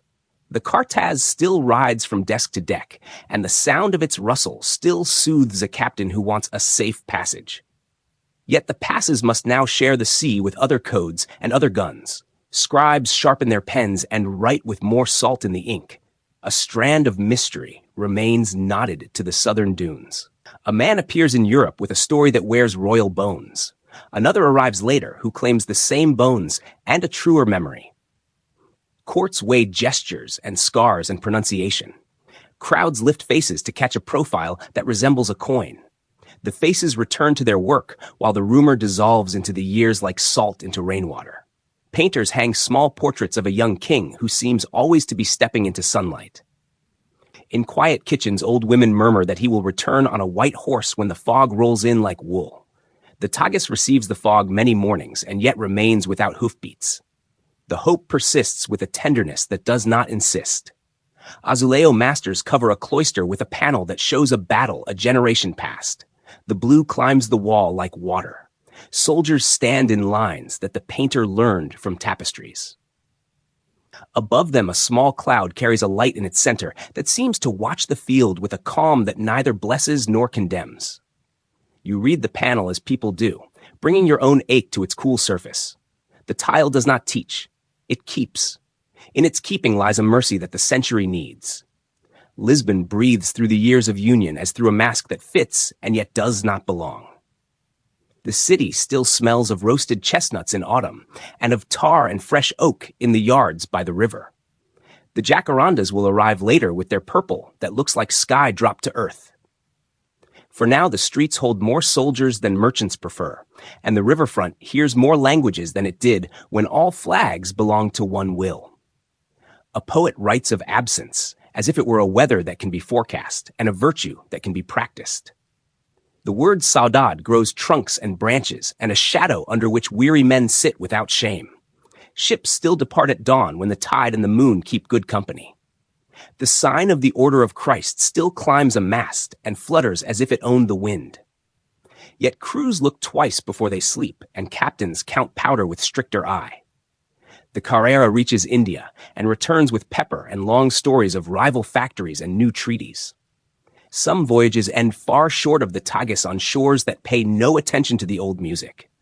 A ledger in a warehouse by the river records more costs and thinner margins, and a clerk closes the book with the same care as ever, as if gentleness could improve figures by a hair. Night gathers over the city. A mist rises from the water and softens the lamps along the quays. In a small chapel, the statue of Our Lady wears a cloak the color of the sea at noon. A sailor ties a ribbon to a miniature ship and sets it on the altar as he has always done. He does not pray for triumph. He prays for a safe return and for a country that remembers itself while winds blow from many corners. Outside, a singer finds a note that runs like a thin thread through the hum of conversations. The note carries a promise that no one dares to name aloud. You listen until the thread dissolves into the larger quiet of the river. You wake to bells that carry a different courage along tiled streets. Their tone is light and bright, and you hear in it the hush of men who have decided to stand as themselves again. The air of Lisbon tastes of wet rope and roasted chestnuts, and of expectancy that sits behind every conversation. A banner rises over the Pazo, and the December light gathers on steel that has been kept in good order. A door opens onto a new morning in 1640, and a house that once served quietly steps forward with the weight of a crown. The Braganza name takes root in the chair that had grown heavy under strangers. You walk the city as couriers gallop south and north and west, and you feel alliances tighten and relax with the measured speed of handwriting on sealed paper. The war that follows does not shout every day. It walks ridges, keeps watch by rivers, learns patience the way a mason learns plumb and line. Years pass, and at last a treaty writes the fact that people already carry in their bones. Independence holds its place again, and the flag learns to move as if it had never forgotten its own wind. The kingdom turns to its accounts and finds hunger and promise living side by side. Workshops stir, convent ovens warm, shipyards hear the long sigh of planks laid true. A pact with England sets wool and wine to speaking terms. Cloth steps ashore wrapped tight against rain, and red wine grows bolder in the Douro, where terraces climb like stairs cut for giants. Barcos Rabello slip downriver with casks strapped like sleeping oxen, and the sun throws a gold that stays in the eye long after the boat has turned the bend. You lean on a wall above a vineyard and breathe the clean breath of schist warmed by afternoon. The word for this wine will travel in tidy letters to taverns far away. The hills keep their older names and add this new pride without strain.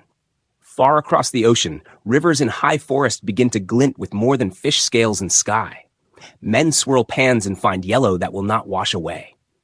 Trails thicken into roads toward a range that catches the morning as if the light were coins poured from a jar. Camps turn into towns with names that feel like vows. Villarica spreads across slopes and takes later the name Ouro Preto, dark gold, for the metal that blushes on exposure and the stone that carries it. Mariana, Sabará, São João del Rei, the beads gather on a string that the crown counts with an attention that never sleeps. You enter a church at dusk and the walls seem to breathe. Altars bloom with gilded carving that climbs and curls like vines taught to hold light. A sculptor with thin hands carves soapstone into prophets whose eyes understand both sorrow and duty. Music rises from a loft where violins answer flutes, and a choir finds harmonies that leave sweetness in the air even after the last note dies. Along the roads of Minas, the sound of hoof and cart never fades. Troops of mules carry salt, tools, cloth, and return heavy with dust that looks ordinary and weighs a fortune. A royal fifth moves from pans and mines to foundries, and then to escorted fleets that leave teeth marks on the river with each anchor raised. Ledgers fill with neat columns that make kings patient and ministers bold. Contraband breathes in side rooms and on night paths where a sack rustles against a body that does not wish to be noticed. A drummer at a village feast strikes a rhythm learned from far coasts. A procession honors a saint with capes and crowns and drums that speak to older names without raising a quarrel. The mix becomes the habit of the land. The rhythm stays in your chest long after the procession turns the corner. Lisbon keeps pace with this wealth and dresses its rooms in polish and light. Azuleo masters cover stairways and refectories with panels where blue ships kiss blue seas and little castles sit on perfect hills. In the Baixa, counting rooms smell of ink and beeswax, and clerks sharpen quills with movements that could measure time. The river gives and receives. Coins clink like rain on a tin roof when strongboxes close. The royal arms glow above doors that lead to vaults where key and glove keep silent company. Yet a shadow follows every caravan of gold, and you feel it even on clear mornings. Sources that look inexhaustible never are. Voices in mountains learn to speak of rights and burdens in a tone that grows firm, and a seed of doubt rolls in pockets beside rosaries. Morning comes to the first day of November, and Lisbon opens its churches to a holy feast. Candles lift little suns inside naves that smell of incense and wax and pressed wool. A hush falls that has nothing to do with fear. It feels like a kindness shared among strangers. Then the floor moves in a way that floors should never move. The walls groan. Stones argue with gravity and lose. Roofs fold and bells stop mid-strike. The river draws back as if surprised and returns as a single fist of water that does not learn mercy. Oil fires leap from kitchens, and the wind that should help instead carries flame along streets as neatly as a runner carries a message. Day burns into a light that mocks the sun, and then into smoke that turns toward evening before the hour. You walk after, careful where you place your feet. The city shows bones. Beams that taught themselves to be straight lie like broken vials. Marble steps sit under open sky while swallows circle and call as if nothing had changed. People dig with bare hands or with spoons or with the generous metal of a neighbor's lamp. Orders begin to move through the air with the calm of someone who refuses to surrender to noise. He directs wagons to remove rubble, kitchens to feed mouths first and count later, guards to keep the price of bread from learning cruelty. Surveyors lay cords across ash and mark a grid that prefers right angles to regret. Carpenters raise frames that accept shaking and return to calm, a timber cage that teaches buildings how to sway and live. The plan writes itself into streets that will one day feel inevitable. For now, the lines look bold on paper and strange on the ground. You breathe and keep moving. The water that brought flames brings also a way of thinking that refuses to be frightened by numbers. Men argue with measuring sticks and learn to test walls with troops marching in step to feel how a building answers. A new quarter grows with streets wide enough to give room to panic and to carts and to fresh air that carries fewer diseases. In squares where statues once raised swords, shopkeepers opened shutters painted the color of eggshell and river light. A woman washes a tile and the cobalt glows as if grateful for the hand. A child touches a wooden model that shows a facade that will be built in stone, and his finger leaves a faint whorl of flour from the bread his mother gave him to quiet fear. He smiles. The city smiles back, though gently, as if remembering. The counts that follow never agree. Some say 1/10 of the people lie in the rubble. Others speak numbers that carry an even deeper chill. The size of the shaking remains a question that lives in books with carefully drawn graphs and in minds that still picture the altar where the candles fell. The sea's handprint on the quay also refuses to hold still in memory. Some remember 3 waves. Others swear to one that arrived like a wall. The arguments do not steal the resolve. They only prove that the city breathes among people who measure and also mourn. Years turn, and the new Baisha shows a face that glows with confidence without boasting. Timbers hide in walls and take the strain without complaint in storms that lift roof tiles and test shutters. Warehouses keep their simple beauty. Squares hold markets where fruit and linen share space with talk that ranges from the river's clarity to the latest shape of a sleeve.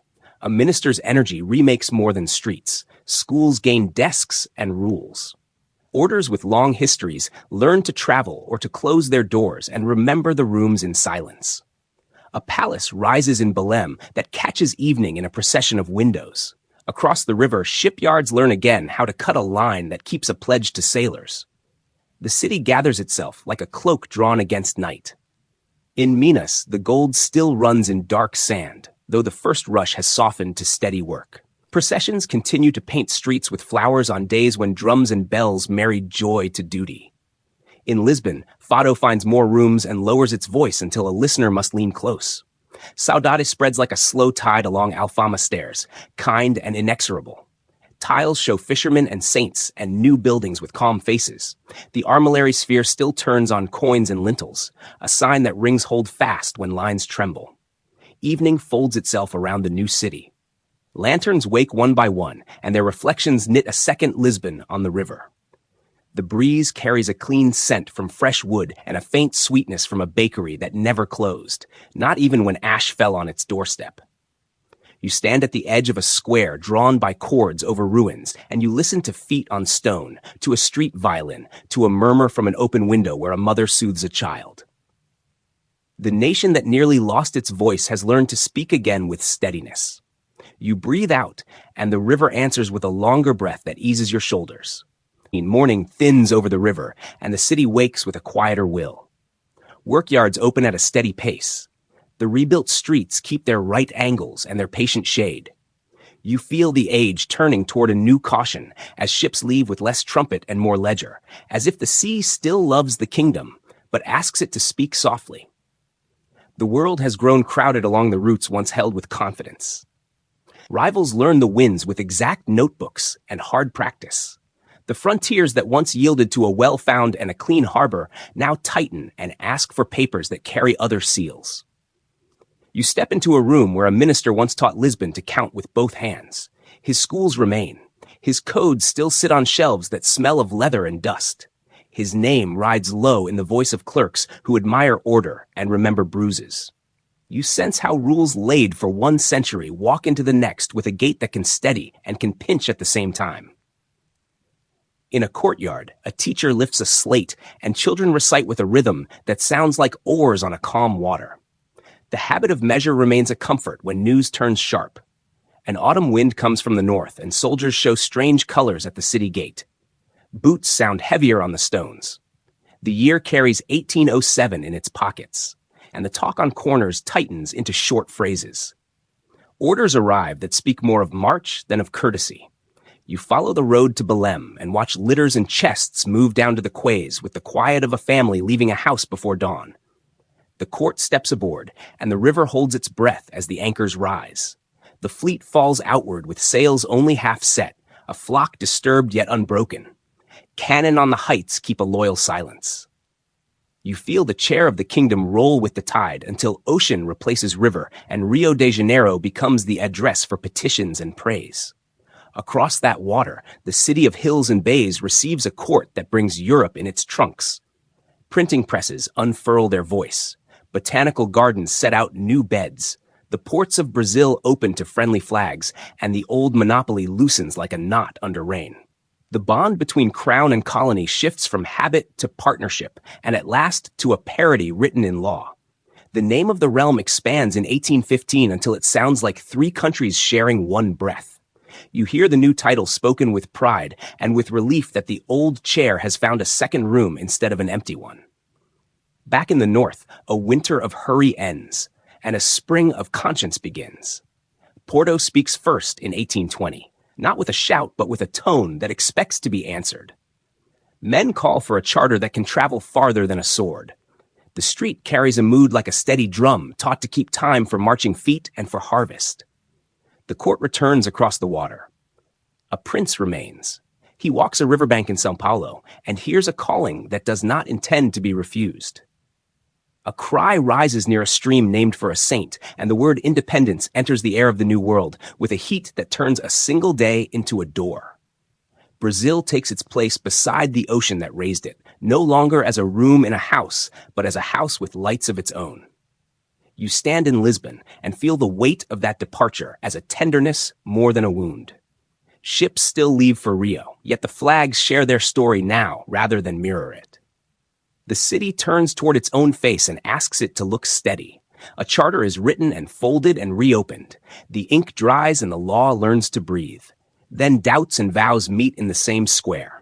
A brother claims guardianship and then claims more than guardianship. Arms rise that had hoped to rest. Streets learn to hold barricades and prayers on the same stone. The years of Miguel and the years of those who resist him pass like a rough sea that still carries the ship upright. The quarrel ends with a paper that lifts again the promise of measured rule, and with a closing of convent doors that once sheltered scholars and bread. You walk past a church that keeps its beauty, while its cloister waits for a new purpose. In the Alfama, a woman sings on a stoop as the light deepens. Her voice moves in a single line that seems too thin to bear its sadness, and yet it bears it with grace. Men sit with their cups and stare at their hands to listen better. Some trace the song to sailors and taverns and nights spent measuring distance with memory. Others hear an older lament that crossed from the other shore and learned new words beside the Tagus. The truth does not hurry to choose. The melody carries the city either way. Tiles glimmer on the walls behind her, saints and ships and vines set in blue that keeps the night gentle. You travel south to a shipyard where smaller hulls receive care that borders on devotion. The great carracks belong to another age, yet craftsmanship remains a creed. A man planes a curve and tests it with his eye, as if he could read the wind on the wood itself. Baskets smell of cod and garlic. The word bacalhau travels from stall to table like a prayer for the winter months. Emigrants step aboard steamers with bundles and kisses saved for the last plank, and the river learns the names of places that will become second homes. Return letters will carry pressed flowers and photographs of streets that tilt under snow. Africa comes closer by the year, not in miles, but in attention. Angola and Mozambique no longer hold to their coasts alone. Columns walk upriver with doctors who teach quinine to do its quiet work, and with engineers who lay roads that hold in rain. Treaties draw borders on paper that will ask rivers and ridges to agree. The request is not always kindly made. On a map in Lisbon, a blush of rose stretches from the coast by the Congo to the coast by the Zambezi, a wish that would stitch the continent across its spine. The wish meets another wish that runs from Cape to Cairo and carries lines that touch the map with the confidence of a ruler on a school desk. A letter arrives from London in 1890. Its tone is correct and its burden is heavy. The wish must fold. The room in Lisbon grows still. The papers are put away without tears, yet the air tastes of iron. You hear that stillness settle into songs. A guitar answers with softer chords. A poet writes of a map that once promised more than a budget, more than a brigade, more than a year could supply. Yet even as lines retract, caravels appear on tiled panels with a clean grace that refuses bitterness. The monuments that rise near Belém speak the older devotion in hard stone and white light. Children trace the prow and the cross with fingers sticky from sweets and do not hear the arguments of ministers. They hear only the river and the gulls and the bell that marks the hour of supper. On a night walk, you pass a cafe where voices ride the smoke with courtesy. Men speak of a republic as if it were a star that seems near when the air is clear and far when mist climbs from the water. Women pull shawls closed against a breeze that tastes of salt and mortar dust. The conversation keeps its place, like a lantern hung under an eave for a guest who has not yet turned the corner. The monarchy stands, a little smaller around the shoulders, still proud in its older cloth, still able to ask for loyalty and receive it from many hands. The sea keeps the city company through all these turns. Cod dries on racks far to the north and returns home in barrels that teach 100 kitchens to be patient. Cork oaks in Alentejo lift their bark again and heal, a kindness that farmers match with careful knives. The Douro still lowers its casks to boats that ride the rapids as if they knew every stone. A boy in Porto watches a cooper set iron hoops with a rhythm that could put a child to sleep. The same boy will one day lean over a desk in London or Rio and draw a small ship in the margin of a letter because his hand remembers. Some stories remain soft at the edges. A traveler returns from the interior of Africa with notebooks that read like a fever dream. He speaks of valleys that smell of wild honey and of cities made of light rain and dust. Another returns with silence and never again lifts his eyes when a drum sounds. The truth of those roads can be measured in ledgers and in scars, and also in the pause before a sailor drinks. You accept the pause and do not ask it to give more. Evening lays silver on the Tagus, and the stones remember every footfall that has crossed between the river and the square. The frontiers press, yet the heart does not. The voice of the nation grows lower and steadier. It no longer tries to fill the whole horizon. It stands by its water and keeps watch with a lamp that does not flicker in wind. The song from the stoop returns, not as sorrow alone, but as a way of holding what remains without anger. You take that song into your breath, and the night answers with a patience that feels like the old ocean teaching the newer century how to sleep. You wake to tram bells on a hill that smells of coffee and river light. The city wears yellow cars and small balconies that tilt toward morning. Tiles keep their cobalt hush on stairways and facades, and the river spreads a silver sheet that the wind smooths with a patient hand. You walk under archways where vendors stack oranges like suns and where fishermen fold nets that hold more memory than rope. The age has changed its steps. Paper money travels by wire, and ships wait less often in lines that fill the Tagus from bank to bank. Still, the water keeps the country company, and the country keeps an ear turned toward the water's mood. A flag rises with the green that hopes and the red that remembers. Republic breathes into rooms that once held thrones. The day opens with classrooms and votes and the steady clatter of typesetting. Years move and the city grows careful. A long season settles that asks the streets to speak softly. Radios murmur news at a volume that pleases officials and lulls kitchens. Cod fleets steam north and return with holds that smell of salt and iron and weather that tests bones. The banks on the cold sea near a far island turn their faces toward men who read fog as if it were a map. In chapels by the docks, women light candles and count shadows on the wall to measure who has not yet returned. The century shifts again when soldiers wheel down avenues lined with jacaranda and carnations glow in the hands of a city that has decided to stand without armor. The date writes itself in clean figures. April holds its 25th morning and keeps it. Guns wear flowers in their mouths. A song with a warm village in its title walks out of a radio and into the street, and men take it as a signal they have waited for longer than they knew. Some say another melody cleared the first doorway, and the order of songs remains a gentle quarrel in cafes that now prefer laughter to fear. You feel doors open that had been taught to remain shut, and you see children carried above the crowd so that they will remember the color and the kindness of that day. The ocean learns a new silence along far coasts. Wars that carried young men to dry rivers and red earth come to their ends one by one, and names that once filled dispatches now return to everyday speech as if they had always been simple geography. Ships bring home uniforms that smell of dust and oil and of rain that arrived late. The country stands by the water and considers its size again. A passport opens to other rooms in the European house. The year of accession takes its place on plaques that shine in ministries and in small municipal halls, where clerks still know the names of the streets the way a mother knows the steps of her child. New bridges write their arcs across the river. Concrete learns grace, and steel learns a music that sings in cables when wind passes. A show by the water offers pavilions that glow at dusk and an aquarium where children press their palms to the glass and feel the cool breath of the sea through it. A new station lifts a roof that looks like leaves. The riverbank becomes a promenade where a grandmother sits on a bench and watches grandsons chase pigeons under a light so soft it looks like milk. At night, the bridge lamps thread the black with a necklace that guides ships and lovers with equal courtesy. The country sets its shoulder under wind and sun.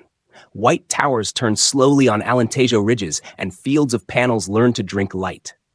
A test raft rocks off a coast where surfers chase long lines that look as if someone had drawn them with a careful brush. Cork oaks heal themselves once more after knives do their work with old skill. A farmer in a stone house sets bread to cool on a window ledge and listens to the forecast.